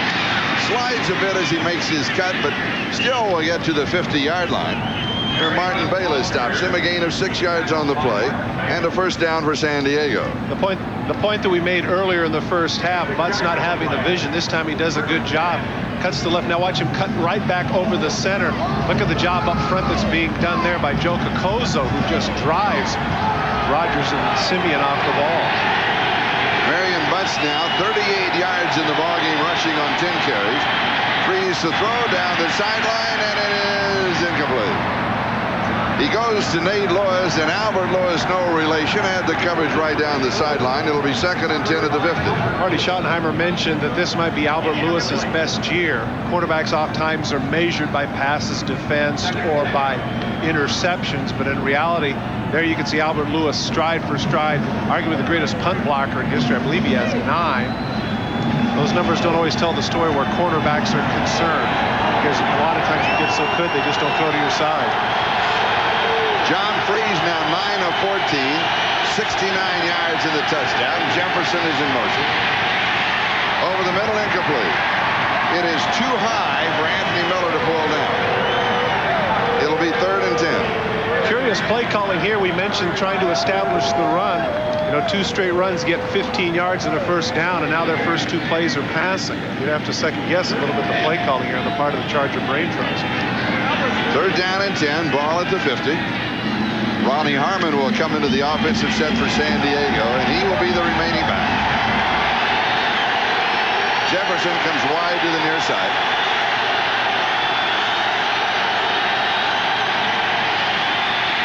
Freeze has protection. Wobbly pass pulled in. Nate Lewis has the reception, but he comes up way short. The ball at the 45-yard line. Kevin Ross makes the stop at that point. They needed 10. They only got 5. Actually, about 4.5. Well, I might be misreading the body language of John Freeze, but it's clear to me that he's a little bit on his heels. He throws from his back foot, throws a pass, and there's no way it's going to get the first down. Kevin Ross all over him. Shows a little inexperience on his part not to at least attempt to get the first down. J.J. Burton is now the return man for Kansas City. He is the 3rd return man they have used in this situation. John Kidd hangs it up. A fair catch is called for, then he gets away from it, and it is into the end zone for the touchback. Sean Van Horst almost had it at the 1-yard line, and it got away from him. Did everything that he was supposed to do. Look at the coverage right down on it, but Van Horst, number 25, just can't hold on to it, and as a result, the Chiefs will be on the 20 when we get back. Kansas City's first opportunity on offense in the second half. Joe Montana in December. His career record is 30 victories against only 9 defeats. In this ball game, trying to bring Kansas City from behind, they were down 17-0 all the time in the world. Now they only trail by 3. Montana throws wide open. Now is Jonathan Hayes. Montana buying the time, and Jonathan Hayes will go to the 49-yard line. 31 yards on the play, and the Chiefs are suddenly in Charger territory. It's Joe's world, and all the other players are just living in it. Amazing. Take a look at the time that he buys, as Charlie mentions. Good protection, but now he rolls out to the right, throws completely across his body to Jonathan Hayes, going against the grain. Carrington makes the tackle, but not before he's across midfield. The frustration to the defense of the Chargers, they did everything right. They're in perfect coverage. They put pressure on him. He still escapes and makes a big play. Montana has now thrown for 139 yards. He gives off to Marcus Allen. And there's nothing there. Marcus, that is the 9th carry in the ball game, and he has a total of 9 yards rushing. He has picked up the touchdown. He has 18 yards receiving. The defense of San Diego has shut down the former San Diegan. Played his high school ball at Lincoln High School, and they've taken his offense away. The Chargers have done an outstanding job all year of rush defense, ranked very high in the National Football League, but containing Joe Montana's other story. 2nd down and 10.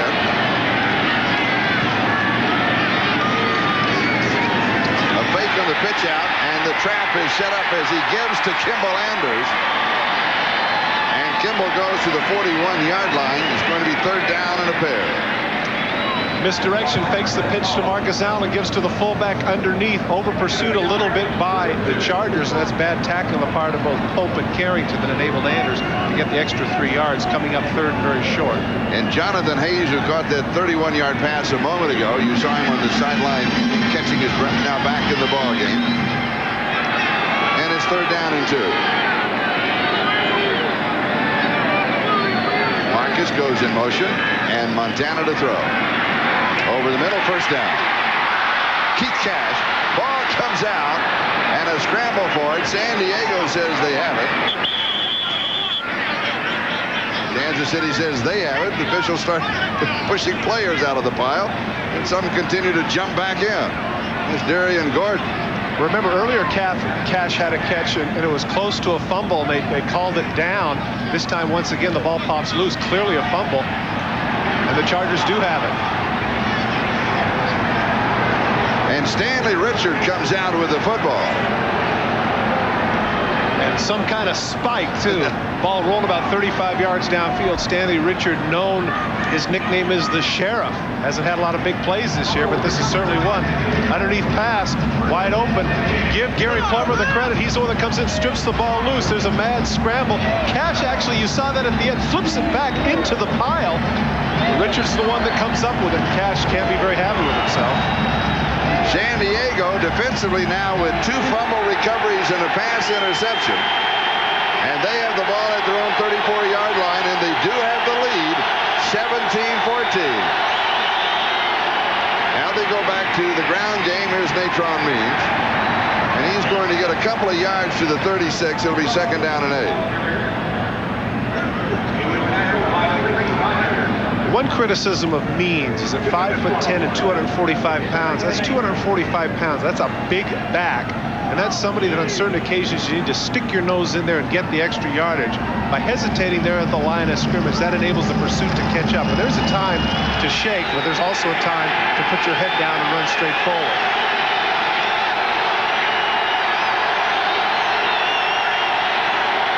Second down and 8. Little play action fake. Freeze goes deep right side, and he overthrows Nate Lewis. Dale Carter back in the ballgame on defense for Kansas City, although he is not returning, has that bruised thigh. He had the coverage. It'll be 3rd down and 8 at the 36. Halftime gave Dale Carter the chance to get a little more composure. There you see Cash on the sideline. Marcus Allen good enough to sit by him. How many times, Charlie, have we done games where a guy misses a field goal, has a fumble, and all of a sudden he's got leprosy? There are no teammates around him at all. He sits in the middle of the bench, and nobody comes near him. You're right. Here's Freeze to throw. Knocked away. Neil Smith with that 7'1" and a quarter-inch wingspan knocks it down. It's interesting, the block pass, Charlie. It is a good play, but in a lot of cases it's because you've been blocked well, and that's what happened here. Stan Brock, number 67, has a great job. Look at how Stan Brock has it. He has it right at the line of scrimmage, but as you mentioned, 6 feet 7 inches tall, and that large wingspan enabled him to get his arms up and bat the ball down. Like an albatross going out there. Whoa! Guess what? Dale Carter is back in as the punt returner for Kansas City. John Kidd will be kicking. San Diego unable to capitalize on the turnover. Fair catch is called for and taken at the 26-yard line. And we will step aside with the score. San Diego 17, Kansas City 14. Back to Arrowhead in a moment. Dale Carter was complaining about the fact that he thought he got interfered. Look at the clip right here by Jay Taylor on to Sean Van Horst. Not only knocks him into him with a block, but he clips him as well. The official let it go in terms of Carter and the interference, but that was a shot in the back. On the right side of offense. Kansas City has the ball at their own 26-yard line, 1st down, trailing by 3. San Diego 17, the Chiefs 14, 9.5 left to go here in the 3rd quarter.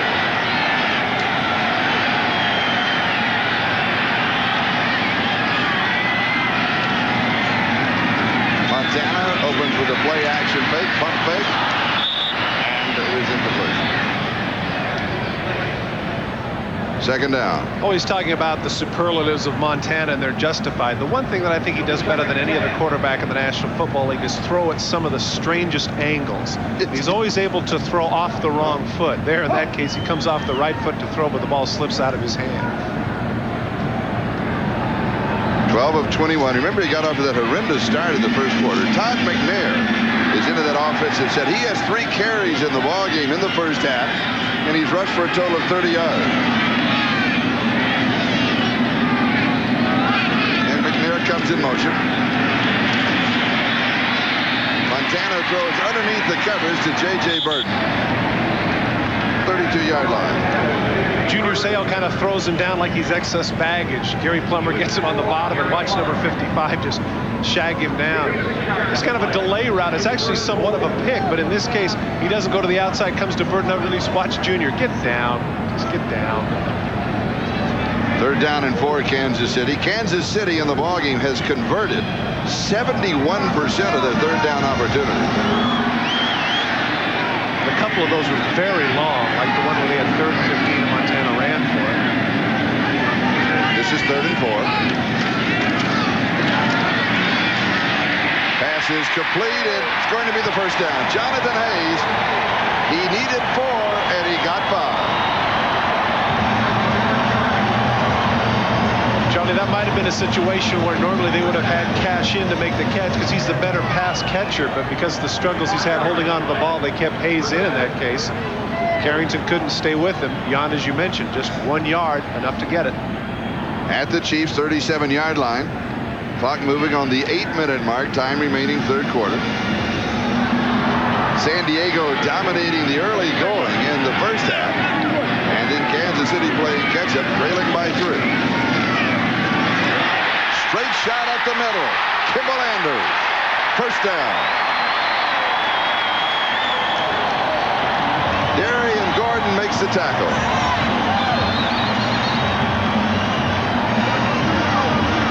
Chargers came with an outside blitz. Number 55, Sayal, comes flying in from the right, and that creates a big hole in the middle, and Stanley Richards finally gets a piece of it, but can't quite bring him down. The secondary tackling for the Chargers has been poor.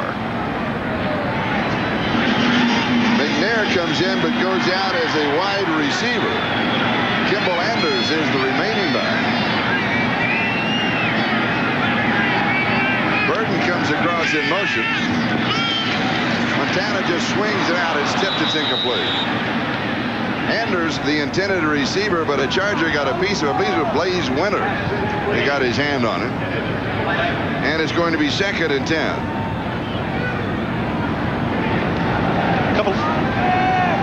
It's not as if Joe Montana is completely untouched. You can see the hurries, knockdown, sacks, and deflections.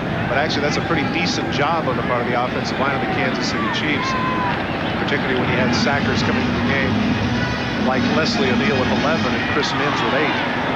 And there is a rookie in that offensive line, Will Shields, the right guard from Nebraska. Interestingly enough, he's from Lawton, Oklahoma. First Oklahoma to ever play for Nebraska. And the pass is complete and brought down immediately. Tim Barnett with the reception, and Darian Gordon was, he was, 6 inches away and covered him immediately at the 46-yard line. It'll go for 3. So now it's 3rd down and 7. That's about as good as you can get in terms of coverage. And once again, Montana taking a shot there at the end from Mims. Tough on that 37-year-old body. Yeah, but you know, when we talked with Montana yesterday, you have the impression he just loves to play football. All this other stuff is fine. He loves to play football. Well, we talked about the fact, too, that if success had to come to somebody, it's nice there because he's not consumed by it. He likes the game. Almost intercepted. James Fuller had the angle. Jonathan Hayes, the intended receiver, he couldn't pull it in. So it'll be 4th down, and that means that Brian Barker will kick it away. Let's give credit to Bill Arnsparger there coming with the blitz. He comes with 6, and that forces him to throw underneath, and you're right. He wishes he had that one back. He'd have gone the distance the other way. Nothing but AstroTurf in front of Fuller. Brian Barker is kicking, and Darian Gordon is the return man. Last week against Denver, Reggie Rivers on a key play blocked the punt of Barker. Second time he's been blocked in his career. Gordon came and catches in the crowd. Ball is loose. Kansas City has it. I believe it was Keith Cash that came up with it, Charlie, and if you figure that if he is the one that came up with it, that would atone for the mistake that he made earlier in terms of giving it up.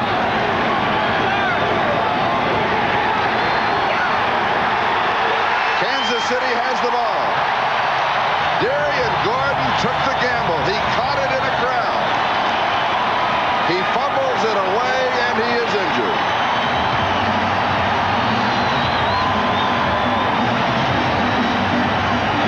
Well, in fairness to Gordon, that was not a bad decision. He makes the catch. He has some room. He avoids the first tackler. Now coming in to just completely strip the ball away right there. Appeared to be Benny Thompson. There's Keith Cash right on the spot amidst a lot of Chargers to come up with the ball.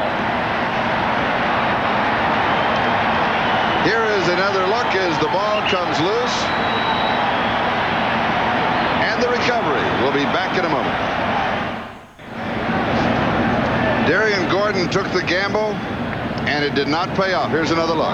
Lonnie March is going to come from just the left. Watch the right arm come in, number 51. He strips the ball away from Gordon. Then there's the mad scramble for the football. And as we mentioned, Cash is the one that comes up with it.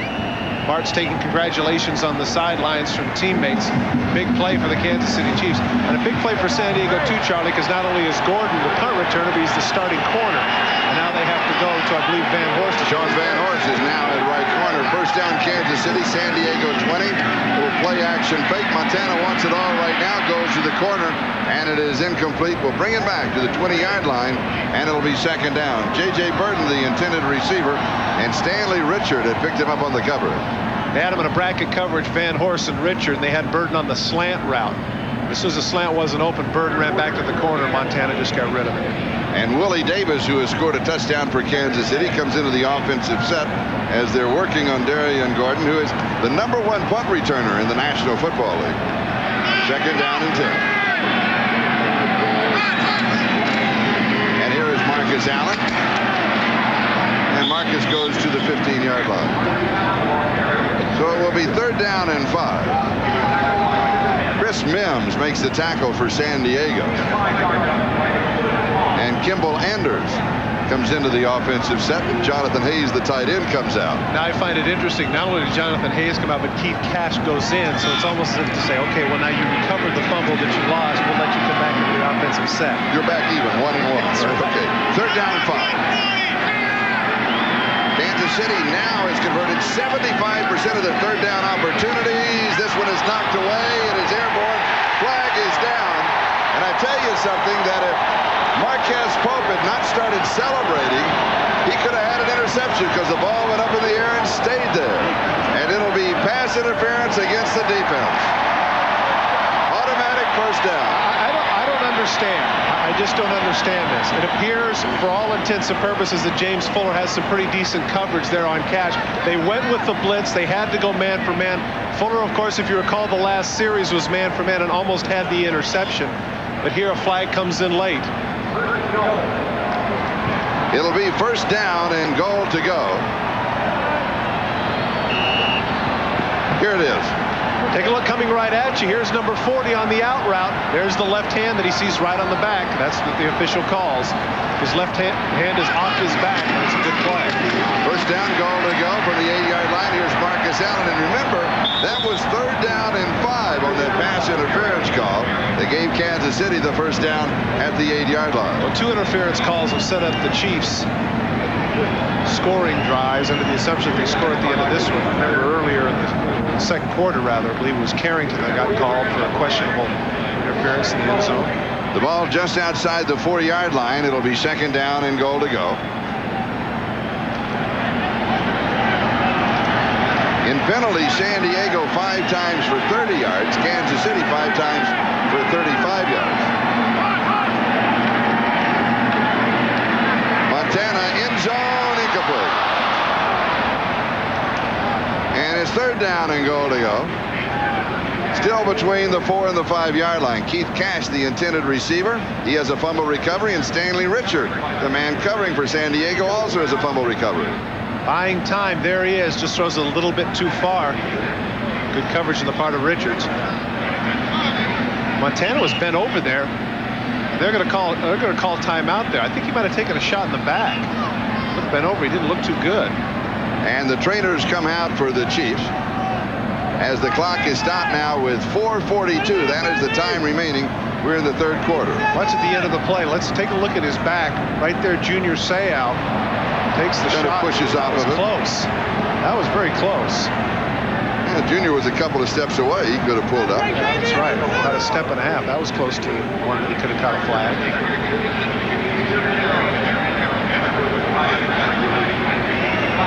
So with 4:42 to go in the third, Kansas City has burned off a timeout. It's one of those things you kind of file away because if this game stays as close, the Chiefs certainly would need it late in the ballgame.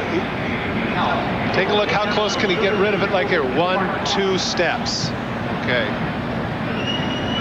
Dave Craig is loosening up at the 33-yard line. Here's another look. It wasn't so much the fact that he did back off there at the end, but it still caught Montana by surprise, especially in the lower back area. He's not feeling too sharp. Now, Yeah, but Junior with a little bit of acting, with the hands up, I'm off of him, so I'm staying away. Oh, no, you're right. Yeah, theatrics, it's all part of the game. That's how Benny Thompson, even though it was holding earlier in the game, recall, had the arm up and was waving and doing the backflip. That's all part of it. Now, if you recall earlier, you saw the reaction of Joe Montana on the sidelines. Because they didn't call a timeout, he just asked the official if he had to stay out for one play, and evidently he does. Kansas City. Oh, timeout is charged to Kansas City. Now here's what they're talking about. Now he's going to say, now you can go back in. Okay. The reason being, of course, if you have an injury timeout and the player stays in, you're charged with a timeout. If the player comes out on an injury timeout and is replaced, you're not charged. But now Kansas City has taken the full timeout.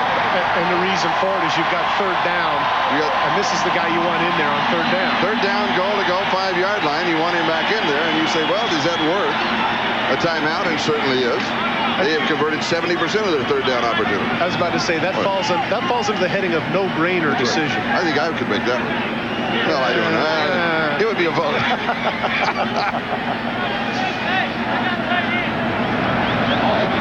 Meanwhile, while all of this was going on, the San Diego defense whipped to the far side in mass and visited with their coaching staff. And now they are back and we're set to go.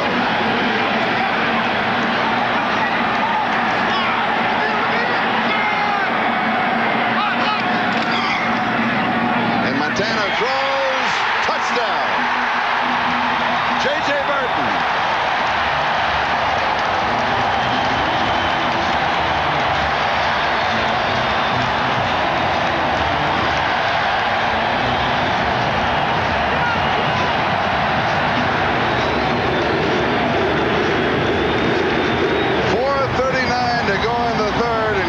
City is in front for the first time in the ball game. 20 yards, 6 plays, capitalizing on the turnover. Keith Cash recovering the fumble of Darian Gordon. And Montana has his second touchdown pass of the ball game, and Nick Lowry will attempt the point after. And it is good. Kansas City 21, San Diego 17. He dives for it. We'll be back. Kansas City leads for the first time in the ball game with 4:39 left in the third. Nick Lowry will be kicking off to Nate Lewis of the Chargers.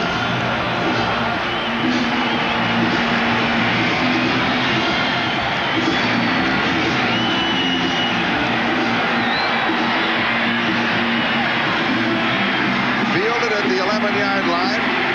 Lewis to the 20 and then out of bounds at the 25.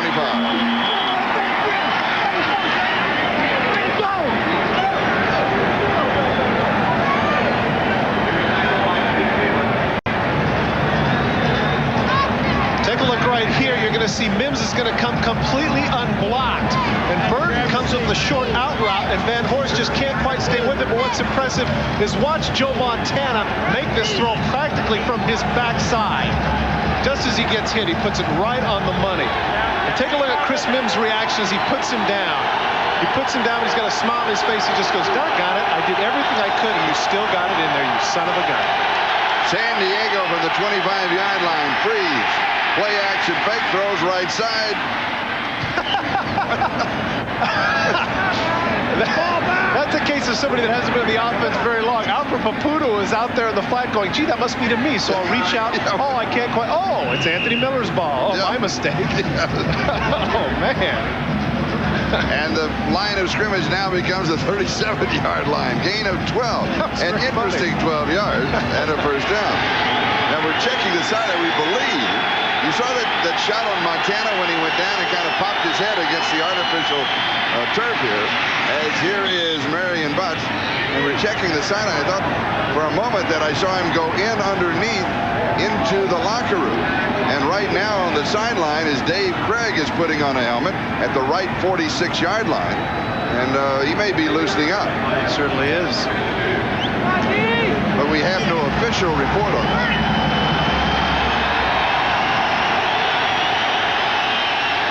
Second down and 2 for San Diego.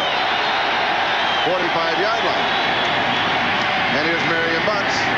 And he's going to pick up the first down. But once again, Charlie, under the heading of no-brainer decision, if Dave Craig is warming up, that's not just because he wants to get loose. No, but I was looking to see where Montana was because I thought we saw him go underneath. That was a report from Bill Bunnell, our producer. And then you want to check the sideline. You know, it might have just gone down and come back up. And normally when that happens or when he's being checked, you know, we hear immediately from the sideline from the PR directors of one of the ball clubs. And there's, you know, one thing about it, when you pop your head like that, it's like, you know, you're on your driveway and you hit it against concrete. Even with the helmet, it can jar you. First down. Freeze to throw on first down. Little swing near side is dropped. Nate Lewis bobbled it, couldn't hold on to it. It'll be second down and 10 at the San Diego 48-yard line. Chargers trailing for the first time in the ball game. They are down by 4, 21-17. And there is Montana. Saw that head ricochet a little bit. It's interesting, the smile right there on the part of Mims. That's the respect that he has around the league. Even Junior Seau earlier when he hit him, there was nothing malicious about that. He has the universal respect of players in the National Football League. Nobody wants to hurt or injure Joe Montana. Natron Means is now in the offensive set. Pass is complete at the 50-yard line. Boy, is he strong. Is that Natron that grabbed it? How is he strong? Makes the catch at midfield. You've seen it 1,000 times. Two guys push him back. Okay, we'll give him forward progress. Instead, the power of those legs, he pushes back to midfield. Natron is 5'10", 245 pounds. He is third in rushing coming into this weekend in the AFC among the rookie running backs. And now on third and long, he's replaced by Ronnie Harmon. Montana, mild concussion. That's the report. Mild concussion. Joe Montana may not be able to return. This one is dumped over the middle. It's Ronnie Harmon, first down, 35-yard line of Kansas City. So for the Kansas City Chiefs, bad news. Well, the case of the San Diego Chargers, good. Here it is at the end. Take a look. Watch that head snap back. Right there. Pow. There it is. It hits the turf. That's what caused the concussion. San Diego now converting 44% of their third down opportunities. That was 3rd and 8. First down at the Kansas City 35-yard line, and we've got flags. And play is stopped with 1:23. That is the time remaining in the third quarter. Before the snap, number 72 offense. Harry Swain, the left tackle. First down. You saw Bobby Ross rub his face. He can't believe it. Here we finally get things going. We get a third down conversion, big play, down to the 35-yard line. What happens? A mental error like that to jump off sides. So it is 1st and 15. You know, it's at the 40-yard line. Charlie, it's been a rough year for Bobby Ross. They're 6 and 7, but they could just as easily be 10 and 3 with a couple of breaks. Marion Butts is the remaining back. Pass is complete, knocked loose, incomplete. They'll rule it an incomplete pass. Anthony Miller had it. Then he was in and the ball came out. The official call by Tony Viteri, the head linesman, is that he was juggling the ball and never had possession. And so it'll be 2nd and 15. Take a look at the middle of the field. If he gets the ball and takes 2 steps with it. Here's the catch, 1-2. I'm not so sure. I thought he had possession. Looked to me like Miller had possession of that ball. Here's the catch, takes 2 steps. There the ball comes out. Dale Carter knocked it loose and then chased it down. 2nd and 15. Carter with that bruised thigh playing defense but not returning kicks. Here's the pass. And it is intercepted. Kansas City has the ball. Oh! Albert Lewis scooping up the interception. And on his return, he was decked by Mike Zendowski. Certainly hasn't been Nate Lewis's day. Two drop passes, and here once again, instead of the ball hitting the ground, it's a pop-up. Nate Lewis, there it is. It skipped. Oh no, that was skipped. That shouldn't be it. Oh, that's a terrible call. Did you see that? The ball hit the ground and skipped up. How can the official miss that? Oh, that should be an incomplete pass, and San Diego should have the ball. Man, oh man, that's awful. Dave Craig is now the quarterback for Kansas City. Albert Lewis officially has his 5th interception on a ball that ricocheted off of the turf. Well, the interesting point about that, Charlie, is that if anybody should have been arguing the point, it should have been John Freeze. All right, here is Dave Craig. He has replaced Joe Montana, who has the concussion. And here is a couple of yards by Todd McNair. Let's go back to the interception. John Freese or Nate Lewis, take a look at the ball and where it ends up. Oh, it's a short hop. Apparently Lewis felt like he had his arm underneath the ball because he didn't argue or scream about it. The ball at the 42-yard line, second down and 8. We'll take a countdown to the end of the third quarter. Dave Craig, the quarterback for Kansas City. Both starting quarterbacks now out with slight concussions, and Todd McNair gets the call. He has 6 yards to the 48-yard line. Going to be third down and 2 when we start the fourth quarter. That's the end of the third. Kansas City in front 21-17. Back after these messages from your local station. Here at Arrowhead Stadium, there's a tunnel that goes back underneath to the locker room, and Joe Montana is back in the locker room. And while we were waiting the time out, there's the entrance to the tunnel. We had about 40 photographers coming out. It's amazing. Still photographers coming out that had been in shooting him while he's being worked on. Here's a little swing right side by Craig. He goes to Anders, the fullback, and the pass is complete for the first down. So Kansas City in this ball game on third down opportunities stay above the 70% mark. And that is outstanding when you figure that the league-wide average is about 35. The line of scrimmage now the San Diego 45-yard line. It's amazing how some athletes, you think about it, Michael Jordan in basketball, and I guess Joe Montana in football actually supersede the sport. I couldn't believe that when you mentioned all the people. Yeah, it's like a Pied Piper. All of a sudden, all these tape machine people, camera people, boy, let's see what's going on. Marcus Allen, and he is going to lose a couple of yards on the play. They'll spot at the 46-yard line, so he loses 1. It'll be second down and 11. Once again, Gary Plummer in on the play, stuffing that run. Leslie O'Neal had some interesting comments about Gary Plummer yesterday when we talked to him. He said, I didn't have that much respect when he came in from the USFL, but he has been so consistent. He is every year he's gotten better and better and better. He says, we're not close buddies or anything like that, but I really respect what he does on the football field, and I really admire what he's been doing. Well, I think a lot of it has to do with the fact that he's an overachiever. He's not genetically endowed. He doesn't have blazing speed or bench press the moon. He's just a very good football player. Second down and 11. Craig to throw. Goes underneath the coverage. Pass is complete to Willie Davis. Davis turns back at the 32. Finally stopped around the 28-yard line. He's got the first down. Carrington brings him down. Same play they ran earlier against Donald Frank with the in over the middle of the field. Take a look. You're going to see coming across from the left of your screen is going to be Willie Davis, considerably ahead of Donald Frank, asking a lot of Frank to have to cover the whole field, and Willie Davis makes a little move here at the end to get some extra yardage. He puts the brakes on and reverses, doesn't he? 28-yard line of San Diego. Kansas City is a first down. They lead 21-17, moving on the 13-minute mark. Time remaining in the ballgame. Kansas City, remember, only a half game in front of the Denver Broncos, who won yesterday, defeating the Chicago Bears. Nice play action fake, going for it all. Has a man, he's there, touchdown, Willie Davis.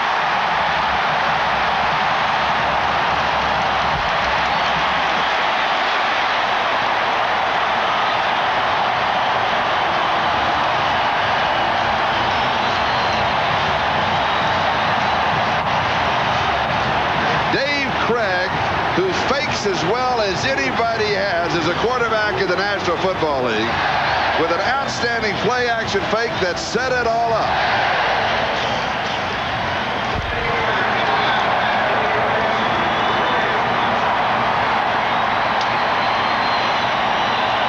Sean Van Horst, the man who replaced Darian Gordon, is the one who was victimized, and you're right, Charlie, that was a tremendous play-action fake, had all the Chargers coming forward. Nick Lowry to attempt the point after. The margin now 10, 27-17, and now it is 11. Kansas City 28, Chargers 17. They've been stuck on that number. We'll be back.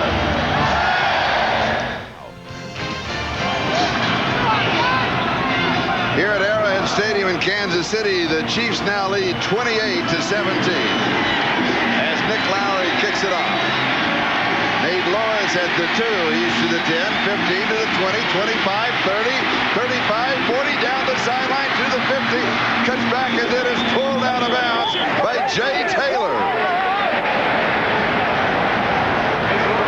Nate Lewis single-handedly puts the Chargers back in the ballgame. Well, not necessarily single-handedly. He had some great blocks, and one of them absolutely hammered that man, Nick Lowry. Watch here in the middle of your screen. They're going to cut to the outside. Now watch Marquez Pope, number 30, turn around and just whack number 8. Pow! Right there, enabling Lewis to get the extra yardage. There he steps out of bounds.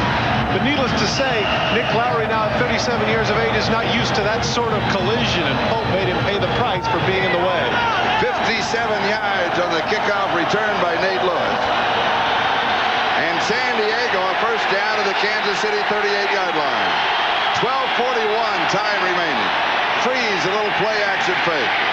Lots of time. Throws. Anthony Miller almost intercepted. A little bit behind him, and Dale Carter almost picked it up. It'll be second down. Timing pattern for that is that when you have a deep crossing route like that to Anthony Miller, you got to give the ball to him a little bit sooner. Right there, Carter has a chance now. The play has taken too long. He makes the close and almost comes up with the ball, but right there you can see they're too close to the sideline. Even if it would have been a pass to Miller, he wouldn't have had it because the sideline is a barrier. John Freeze replacing Stan Humphries, the starting quarterback, came out in the first half. With that concussion, has completed 13 of 25, 103 yards, a touchdown, and an interception. Second and 10.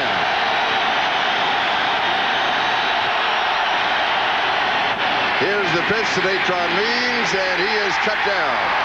He'll lose 3 yards. Doug Terry makes the play.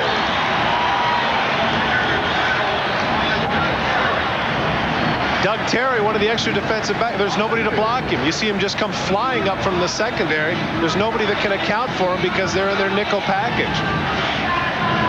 Let's go back to the first half. 3 seconds into the second quarter, the Chargers scored. 15 minutes and 3 seconds into the ball game, they led 17-0. Since then, Kansas City, 28 unanswered points. They lead.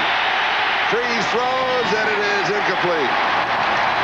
A little high, but should have been pulled in by Anthony Miller.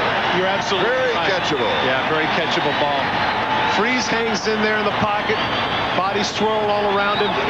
Miller with the hook route right here. The ball is a little high. He doesn't get back quick enough. Got to get his hands up and make the catch. There was actually a little bit of debate on the sideline there on the 40-yard line because clearly here, 10 points does them no good. So they're in 2-touchdown territory. So they thought about going for it, but they figured with 11:51, maybe they can get the ball back a little bit sooner. And John King is the punter. J.J. Burton is there. And it is caught at the 40-yard line. We've got a flag dropped back at the 48-yard line. And we may have roughing the kicker. Now, running into a roughing, I guess, is the issue here, right? Because if it doesn't give them the first down, I would assume they'll take the punt. I would think so, because the line of scrimmage would be the 4-yard line. Let's see what the call is.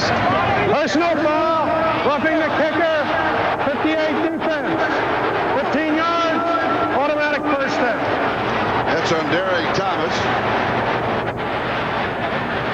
Watch at the end. Where's number 58? Clearly right there. Oh, that's awful. Yeah. There's no excuse for that. And as you mentioned there, he throws the hands up trying to do the fake, but the man is in a vulnerable position. Take a look at his leg extended here, and he has time to get out of the way. There, you can see the ball is completely kicked and gone. He runs right into the leg. That's exactly why the rule is put in, so because you are so vulnerable to being injured in that play. Foolish play on the part of Thomas. Might be costly. The ball at the 25-yard line of Kansas City. San Diego has 3, maybe 4 more opportunities here. Capuno in motion, then he stops, Freeze. Rolls left, throws. Pass is pulled in by Anthony Miller with tight coverage by Dale Carter. 19-yard line. They'll pick up 6 on the play. It'll be second down and 4. Chiefs lead at 28-17. The thing that's foolish about that play, the thing that's foolish about that play that Derek Thomas just made is twofold. One, so what if he blocks the kick? Doesn't matter. You're up by 11 points and you're in a safe situation. The second part of it is that Derek Thomas does not normally play on special teams. What they had in there basically was their defense because they thought they might fake at that point. And so that's just really inexcusable. 2nd and 4, Natron means he who hesitates is lost. He hesitated, and he is going to get a couple of yards, but he needed more than that. See, part of the problem, I think, Charlie, when you don't play full-time is when you do get the opportunity to play, you want to make something happen. In that case, there was actually a pretty good push on the right side, but Means saw a little gap back to the left, and as you mentioned, he hesitated far too much that enabled the interior of Phillips and Saliamua to come in and make the play. 3rd down and 3 and trailing by 11. San Diego in 4-down territory with 10:26 left.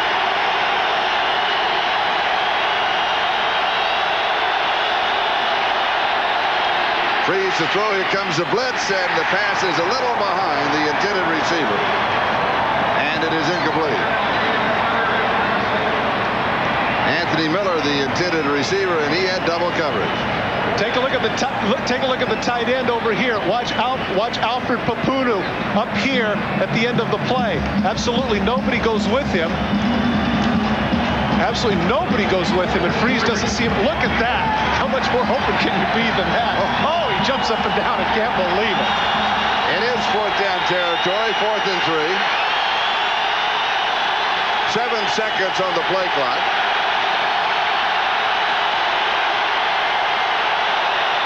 Miller comes across in motion. Here's the pass. It is incomplete.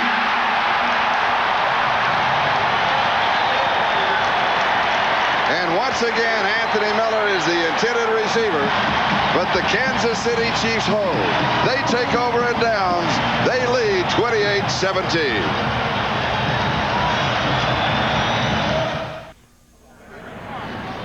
Good news for Kansas City. Joe Montana is loosening up on the sideline. Dave Craig is still in the ballgame. Here is how he got hurt. There's that concussion that happened when his head went back and snapped on the turf here at Arrowhead Stadium.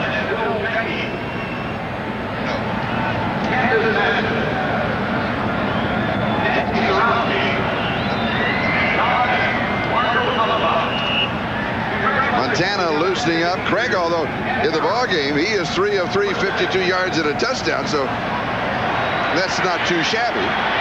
Kansas City leads by 11. And now they need to work on the clock a bit. 10 minutes and 11 seconds. Fumble.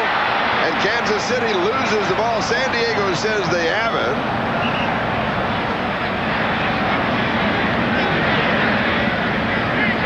What a turn of events that would be. Don't forget, as you mentioned, Dave Craig comes into the game. He had yet to hand off to Marcus Allen. That might be part of the issue.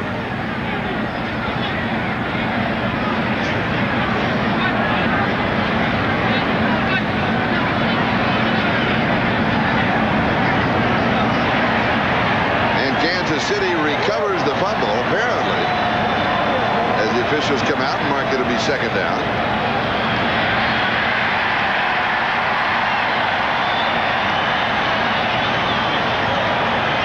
Will Shields, I believe, that came up with the ball.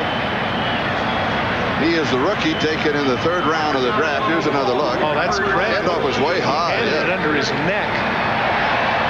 There, right there, the ball actually squirts loose. Gary Plummer, it appeared, had it first, but I really think that in the pile, Shields might have taken it away from him. I think you're right.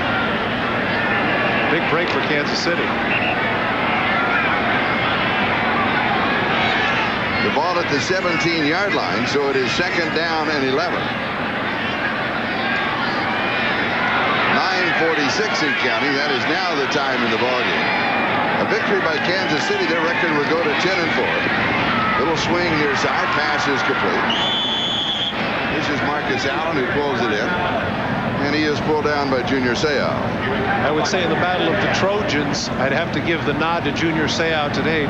Marcus's rushing totals, nothing to speak of, and he hasn't caught a pass, I don't believe, longer than about 6 yards. The thing that you got to like about Junior Seau as an inside backer is that he does everything. Not just plug the run and then come out on 3rd down. He covers backs man for man. He blitzes. of his 100-plus tackles that he has this year, 18 of them have been for loss. Even though the team has struggled, clearly Junior Seau is probably going to have another trip to Hawaii. 3rd down and 10. Kansas City takes a timeout. That is their 2nd timeout. They have only 1 remaining. We'll be back.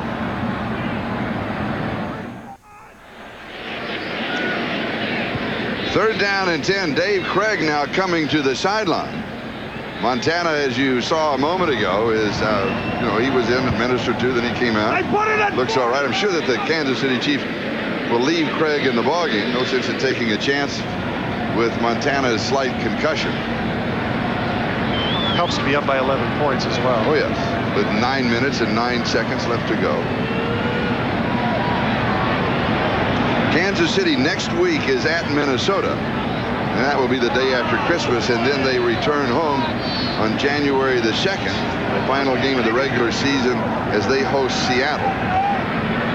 Denver has Tampa Bay at home, and then on January the 2nd at the Raiders. And boy, what a game that will be for both the Raiders and for the Denver Broncos. The Raiders at Green Bay and then host Denver and San Diego. Miami, a Monday night game next week, and then they finish up at Tampa Bay.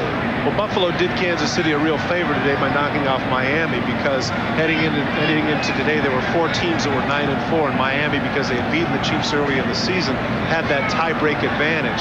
Now they've gone to 9-5 with a loss to Buffalo, and if the Chiefs go to 10-4, they have a tie-break advantage over Buffalo because they had beaten them earlier in the regular season. So that's one of the reasons why, as you mentioned at the outset, this game was so huge towards home advantage because of what's been transpiring throughout the day. And if you've been with us throughout the telecast, the atmosphere here at Arrowhead Stadium, 77,000 other sellout. They're very vocal fans, all dressed in red. They're very involved in the ballgame. Home field advantage at Arrowhead is a huge advantage. 3rd down and 10. That was a huge timeout. That timeout went forever. All of that just to hand off to Todd McNair. Oh, boy. That's why you have a dozen assistant coaches on your staff, is to sit here and peruse the playbook at great length and say, hey, I've got an idea. Let's go off tackle and give Junior Seau his 115th or 110th or however many tackles he has this season. Well, again, yesterday when we talked with Leslie McNeil, we asked him about Junior. He said, well, one thing about having Junior behind you is that you have to be a little on the conservative side because you know Junior's going to the ball. Right. And sometimes he'll leave you alone out there. He says, you've got to kind of watch that. But just remember, because he will make some great plays behind you. Here is pressure, and the kick is away, but he shanks it. An awful kick under the pressure, and it goes out of bounds at the 32-yard line. 14-yard punt. 14 yards. So San Diego will have a golden opportunity. They trail 28-17, 14 yards with no return. And that is the beleaguered Brian Barker, who had a punt block by Reggie Rivers of Denver last week. Don't forget, on Christmas Day. The Bulls have been faring pretty well without Jordan. They spanked the Knicks the other night by 11, or what was it, 98-86, I believe. And we go back to play here. And you also have to how can you not like the way the Houston Rockets are playing? I believe they're 21-1 at this point. Yes. Unbelievable. Yeah. Unbelievable. It's amazing the chemistry of the team, because basically that's the same club that they had last year. And all of a sudden, for whatever reason, they're playing defense and they're all over the place. 21-1. It's amazing. You're looking there at Stan Humphries. He sustained a concussion in the first half of the ball game, replaced by John Freeze. Freeze has done a pretty good job in the ballgame. He's not very mobile, so when you get in a situation like the end of the first half where you know he's going to throw and Kansas City can send everybody, he's in a bit of trouble. Has a good touch. It's a little high. It's incomplete. Nate Lewis, the intended receiver, and we've got a flag.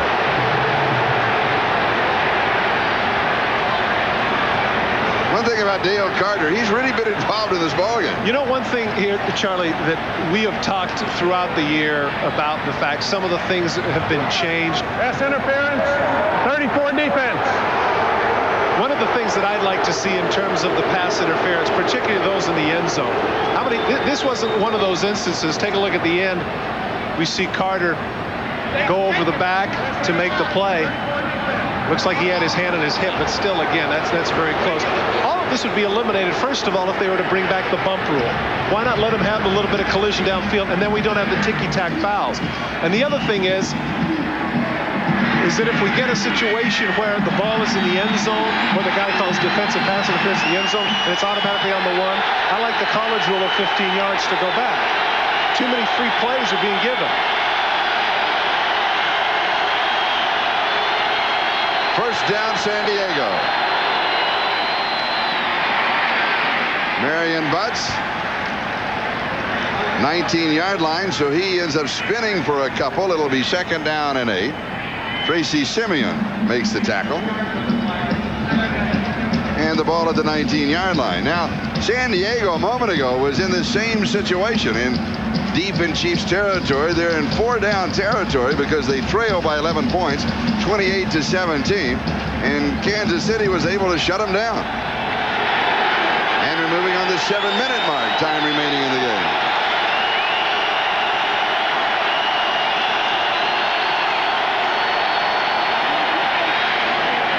Flag is down. The throw is behind Ronnie Harmon. I think Eric Bieniemy looked like when he was going in motion, he was heading forward. And I think that's what they saw. Eric Bieniemy hasn't played the whole game. And now he comes in, goes in motion. That's a penalty.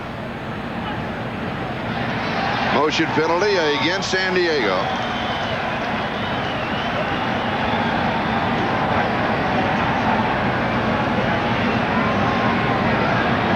And remember, the line of scrimmage was the 19. It would be 3rd down and 8 if it's refused.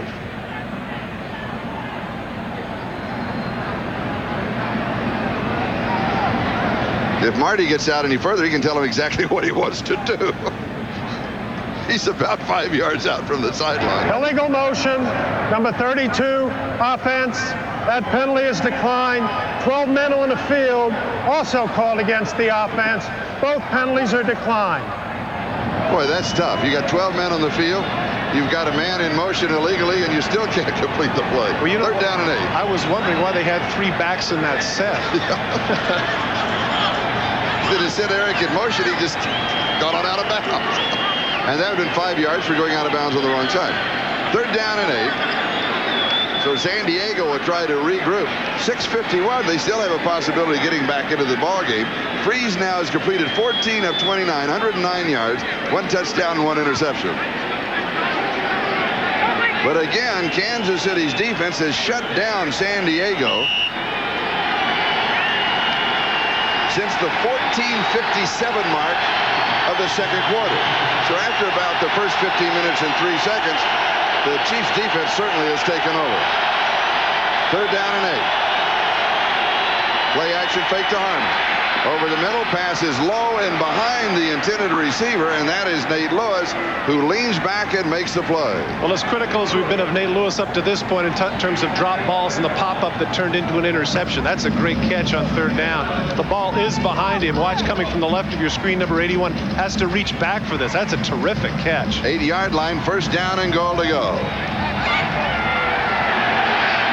Marion Butts back in the ballgame. He's rushed for 55 yards in 13 carries. And he gets the call here. Whoa. And he goes to about the 2-yard line. So he'll pick up 6 yards on the play. It'll be 2nd down and goal to go as we move on the 6-minute mark. And that is the time remaining in the game. And this is where Bobby Ross should be getting the people to hurry up. They're taking too much time. As you mentioned, the clock is running. He heads up forward, but they need to score quickly here because with the clock running, Kansas City is going to get the ball back, and they want to have as much time as they can under the assumption that they make a defensive stand. Steve Hendrickson is into the offensive set, and he becomes the lead blocker for Natron Means. And here is Means behind Hendrickson, cuts off of his block, and is into the end zone for the touchdown.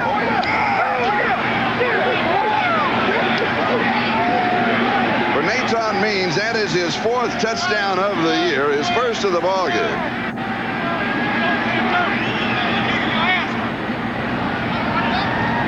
Here's a sweep to the right. Watch the lead block by number 34, Steve Hendrickson.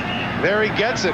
knocks Lewis out of the way, and he cuts back inside the pursuit a little bit too late to trip up his legs, and Means is in for a touchdown. And remember what set up this drive, and that was the shank by the punter, Brian Barker. And when we talked with Marty Schottenheimer yesterday, he said the kicking game has been giving us fits. He said we've really had problems with all phases of the kicking game. And that was a 14-yard kick that went out at the 32-yard line. And it took San Diego 7 plays to score. And the crowd that was feeling pretty secure about 5 minutes ago all of a sudden doesn't feel that way. Now, extra point, 5.5 minutes left in the game. Plenty of time for the Chiefs, for the Chargers rather, to make a stop at the Chiefs offense and get the ball back. I'll tell you what's going to be an interesting decision here, Charlie, is whether or not they're going to stay with Dave Craig, because clearly this is a huge possession for the Kansas City Chiefs here when they get the ball back. And we'll find out in a moment. 5:27 left. Here is the extra point attempt. It is good. And so the Chargers now pull within 4 of Kansas City. Chiefs lead it 28-24 with 5:27 left to go. Back with the kickoff in a moment.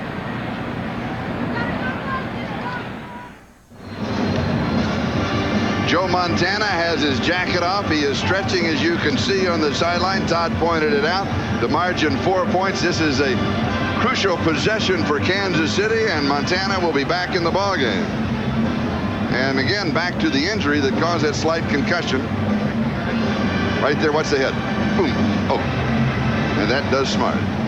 Montana has completed 16 of 29, 162 yards, 2 touchdowns, 1 interception. That interception came on the first pass of the ball game. I guarantee you that if the score is 28-17, the Montana still has his jacket on. But as you mentioned, this is a crucial series. They can't afford the luxury of just handing the ball off 3 times and punting. That's in effect what they did last time. Remember when they had that major caucus before they went out and went off left tackle, forced the shank punt. They've got to get the ball up the field and knock off some time and some first downs. That's why number 19 is coming back. 5:27 left. No one anticipates an onside kick here with that much time, and Carney kicks it away. Hughes to the 5, 10, 15, 20, 25. Nice return. Out to the 27-yard line. Here's a program note. Following the game on many of these NBC stations, Future Part 3, the cheers. Joe Montana back on the field. Viewers of the West Coast, by the way, will see these shows at their regularly scheduled time. Kansas City at their own 28-yard line. You know how O.J. Simpson had the moniker of being America's guest? I think Joe Montana. I think Joe Montana is getting close to that. He's America's hero. I'm telling you. Immense popularity. And Todd McNair gets the call. As the Kansas City Chiefs will work on the clock, moving on the 5-minute mark, time remaining. Don't overlook, though, the job that Dave Craig did, and not too shabby. He was 4 for 4, 53 yards, and a touchdown. Well, again, here's one of those people that's underappreciated. This man has had a tremendous career. Yes, he has. He's in the top 15 career for completions, attempts, yards, everything. And he's such a giant. He handles this whole situation with great class. And when exactly right. And when he was in Seattle, people forget he went to 3 Pro Bowls. Oh, yes. I mean, this guy belongs in this league. He's an excellent quarterback. 2nd down and 8. Montana to throw, quickly over the middle, incomplete. Junior Seau a bit disappointed. He didn't realize he was going to throw that quickly and might have had an interception, as you can see.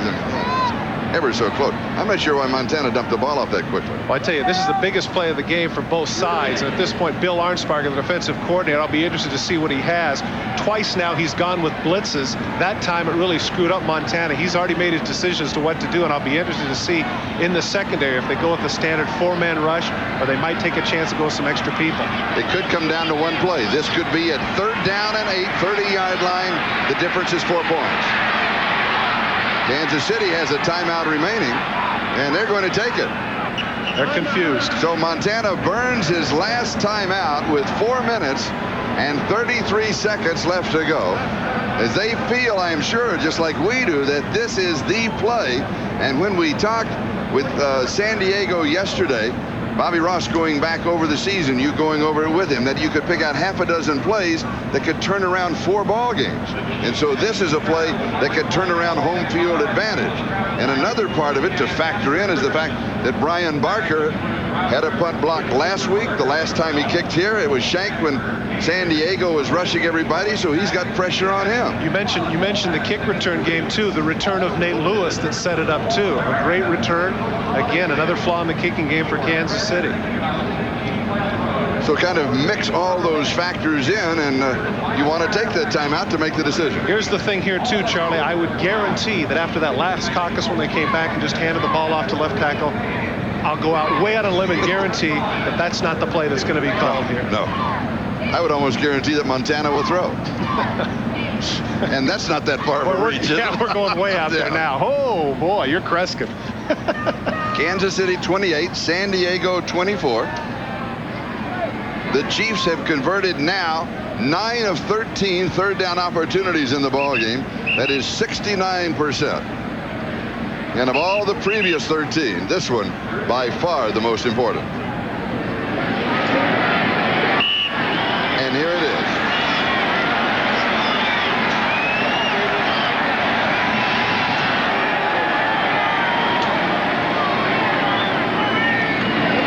Fake of the blitz up the middle, pressure from the outside.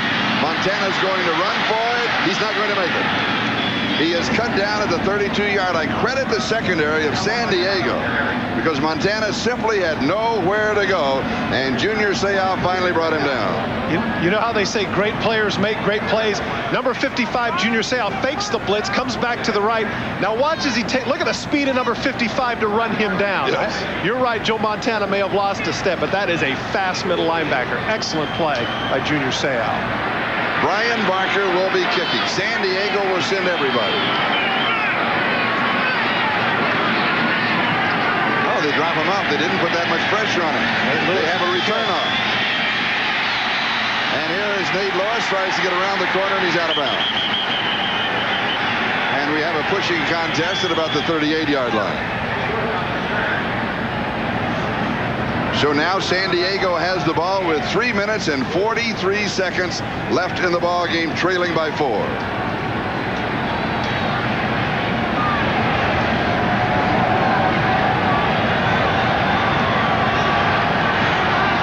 Junior Seau, I think, hurt himself a little bit on that last play. It looked like he was favoring his left arm, but that was a big play to run down Joe Montana. Recall earlier in the game, if you've been with us, Joe Montana converted a 3rd and 15 on a run, but Junior Seau decided he wasn't going to have any of that. Great burst of speed to run down number 19. John Freeze, 50%, 15 of 30, 119 yards, 1 touchdown. And that was to Dwayne Young, and that came at the 14:55 mark in the second quarter. And he has suffered an interception. Well, you know what, Charlie? Those are even deceiving because remember that he came into the game. Give the secondary of Kansas City a lot of credit because he came into the game and was 8 for 10. And so since that time, he's been 7 for 20. The Chiefs secondary has done an excellent job. And the officials holding a caucus, and now we're set to go. 3:43 left. Nate Lewis comes wide to the near side. Miller to the far side. San Diego, 3 timeouts remaining. Marion Buck. There's nothing there. It'll be second down and 10. People at home oftentimes say, what are you doing? What's the sense of that? Well, the reality here, I think that's a very good question. The reality here, Charlie, is that it's all 4-down territory now. You know, they're down by 4 points. A field goal does them no good. 3:20 in running. Here's a situation where, hey, maybe he can bust off 8 or 9 yards, loosen things up, lighten up on the pass rush a little bit. It's all 4-down territory now for the San Diego Chargers.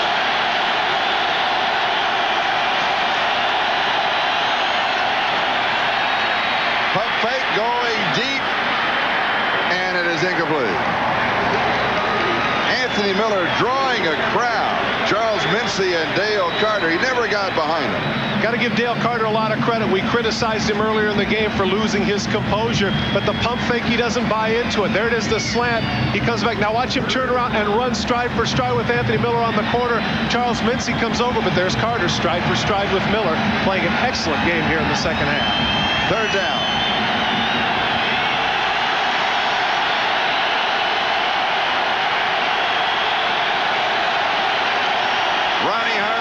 offensive set. Frees a lot of time over the middle. It's dropped. Alfred Papunu. Stripped by Benny Thompson. It'll be 4th down and just under 10. And John Kidd is coming in to kick with 2:54 left.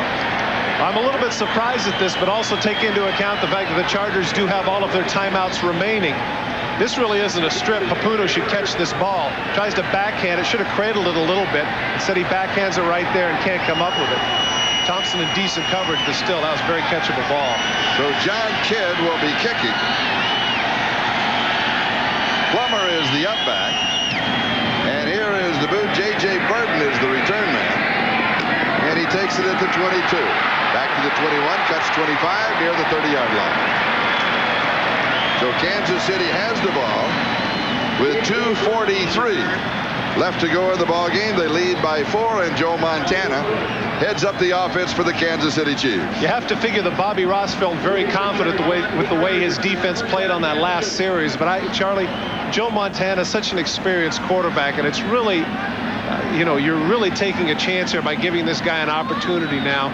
I would think that you want the ball in your hands to take a shot maybe at 4th and 8 versus the fact that now Joe Montana can run the clock out and get 1 or 2 first downs. Montana 16 of 30, 162 yards, 2 touchdowns, and that interception. Little swing right side, pass is complete. Only a yard on the play to Kimball Anders, and Gary Plummer is there for San Diego. Shows the confidence, doesn't it, that they have in Joe Montana. Normally you're saying to yourself, hey, look, we want to bleed the clock, let's hand off, go into the middle of the field, let him fall down, take some time off, whatever. In that case, what do? The guy fades back to pass, very first play. That shows a lot of confidence in number 19. And San Diego takes a 40-second timeout to stop the clock. They now have 2 timeouts remaining, and we have 2:35 left to go in the ball game. It'll be 2nd down and 9. And again, as a reminder, Kansas City at Minnesota next week, and then they wind up the season hosting Seattle here, and Seattle and Phoenix are tied and going into overtime in that ball game. Denver has Tampa Bay and then at the Raiders, and the Raiders are at Green Bay and then have Denver at home, and San Diego is Miami as a Monday night game, then at Tampa Bay. That game in Minnesota might have looked like a gimme because everybody assumed that the Packers were going to knock them off today. Instead, they go in, the Packers are leading the Central Division, and they beat them 21-17. Now they're back actually in the division hunt, and so that's going to be a tough game.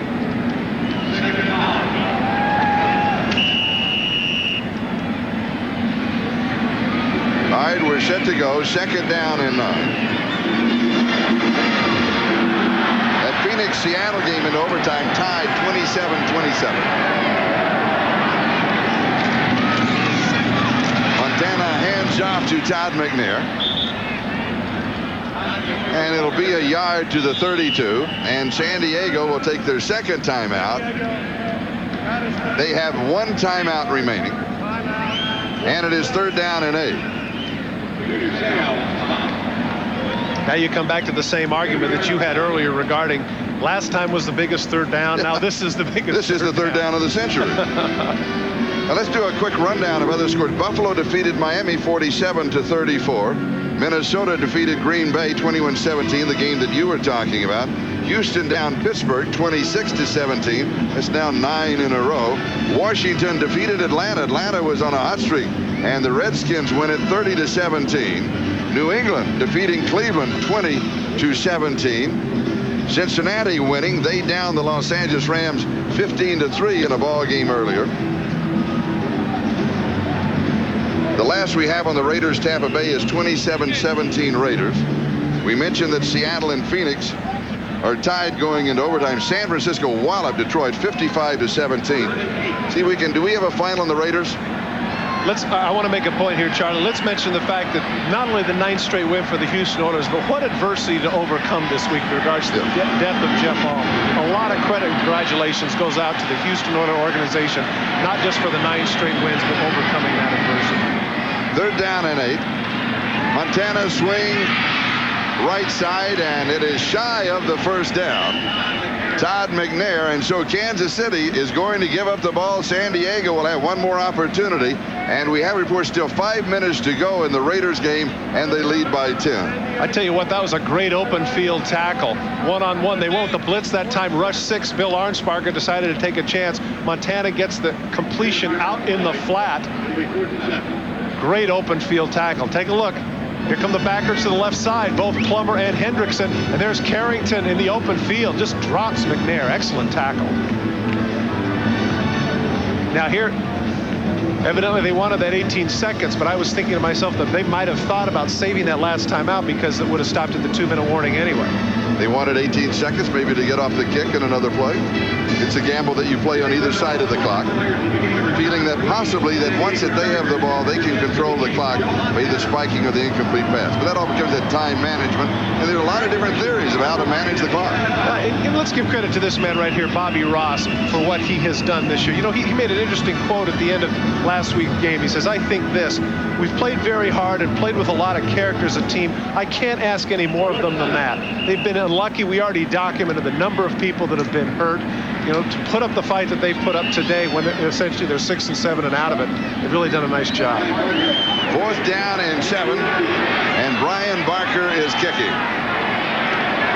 Nate Lewis is the return man. This is where the Chargers could really use Darian Gordon. Here comes everybody, and he gets it away. Good kick under pressure. Taken at the 24. Couple of yards on the return, maybe 4, and that's going to be all. Lonnie Martz, number 51 for the Kansas City Chiefs, makes the play. San Diego has the ball deep in their own territory. And Nate Lewis shaken up on the play at the 26-yard line. And we have 2 minutes and 7 seconds left. I was about to say, as much as we've documented the poor job of the kicking teams for Kansas City, that was great coverage that time.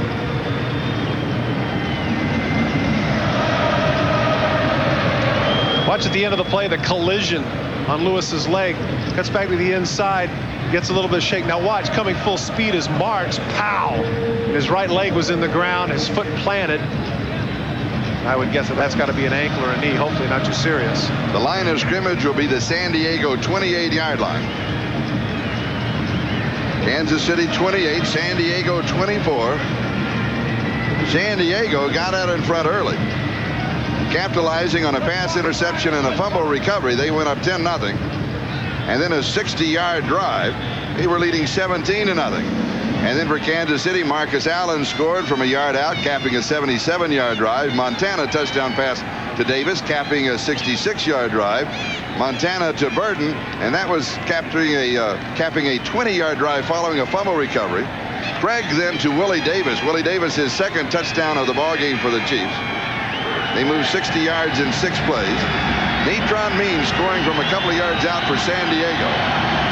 And that brings us to a total of 28 for Kansas City, 24 for the Chargers. 2:07 left.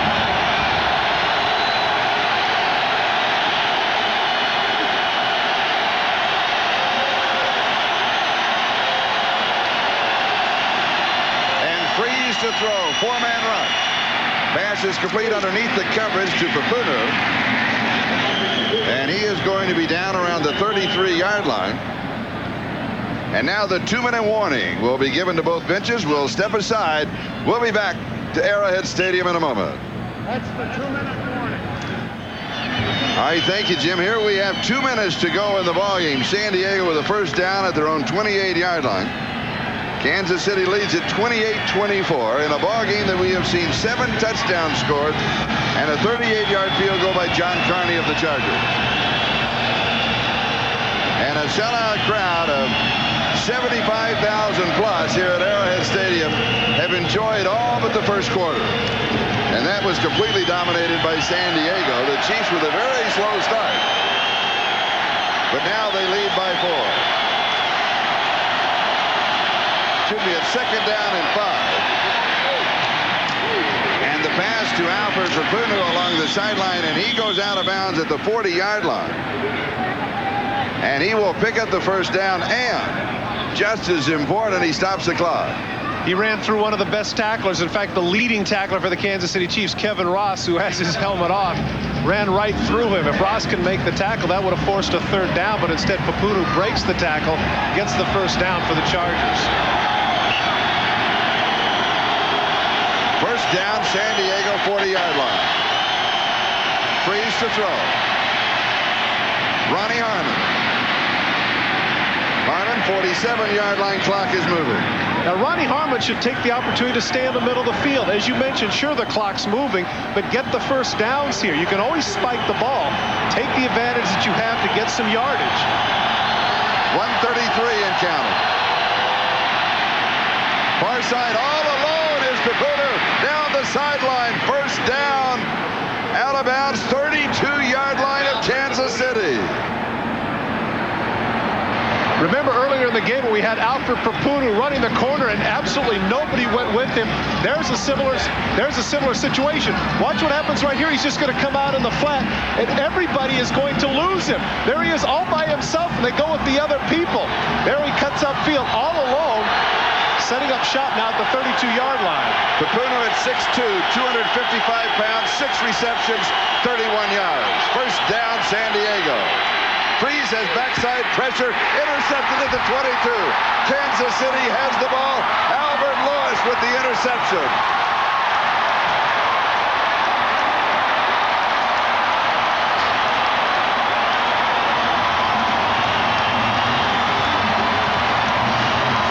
And Marty shot. Who's that?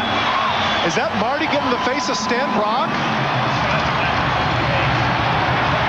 Right in the middle here, Marty Schottenheimer and Stan Brock are having an argument, almost a fight there at the 42-yard line. Now Bobby Ross comes out in the field as well.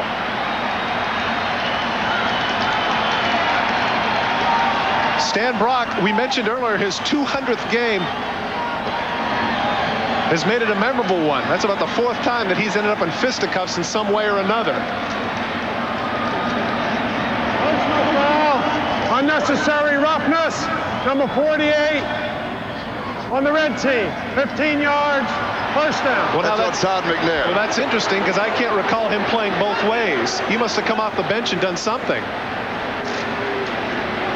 But he wasn't the only one that came off the bench. A number of coaches came off the bench as well. Mentioned pressure from the backside. Just a bad throw right there. Ronnie Harmon stops and Lewis is able to make the catch.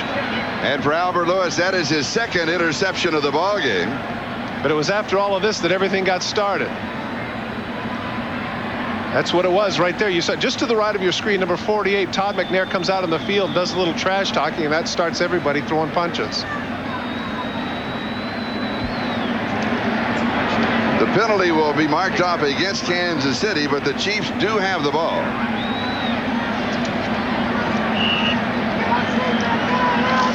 Take a look here at the end. Brock taking a little bit of a shot from now Doug Terry throwing a punch. And now Brock just barely touches him and he goes down.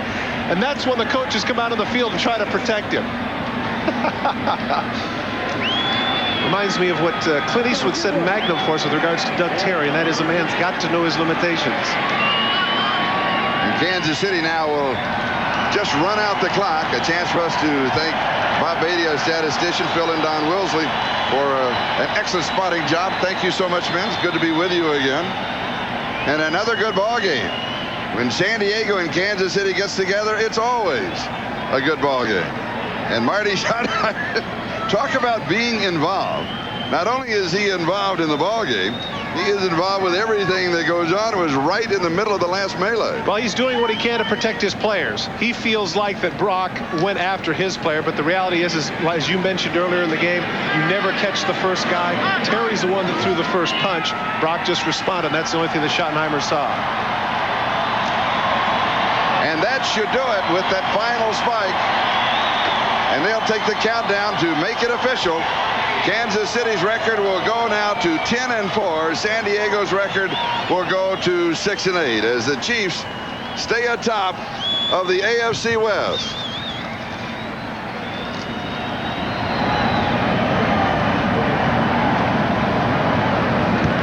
So you wait that last 10 seconds simply to make it official. The final score, Kansas City 28, San Diego 24. We'll be back to wrap it up in a moment. Share the Love Fun Celebrity Cookbook this holiday with your friends and family.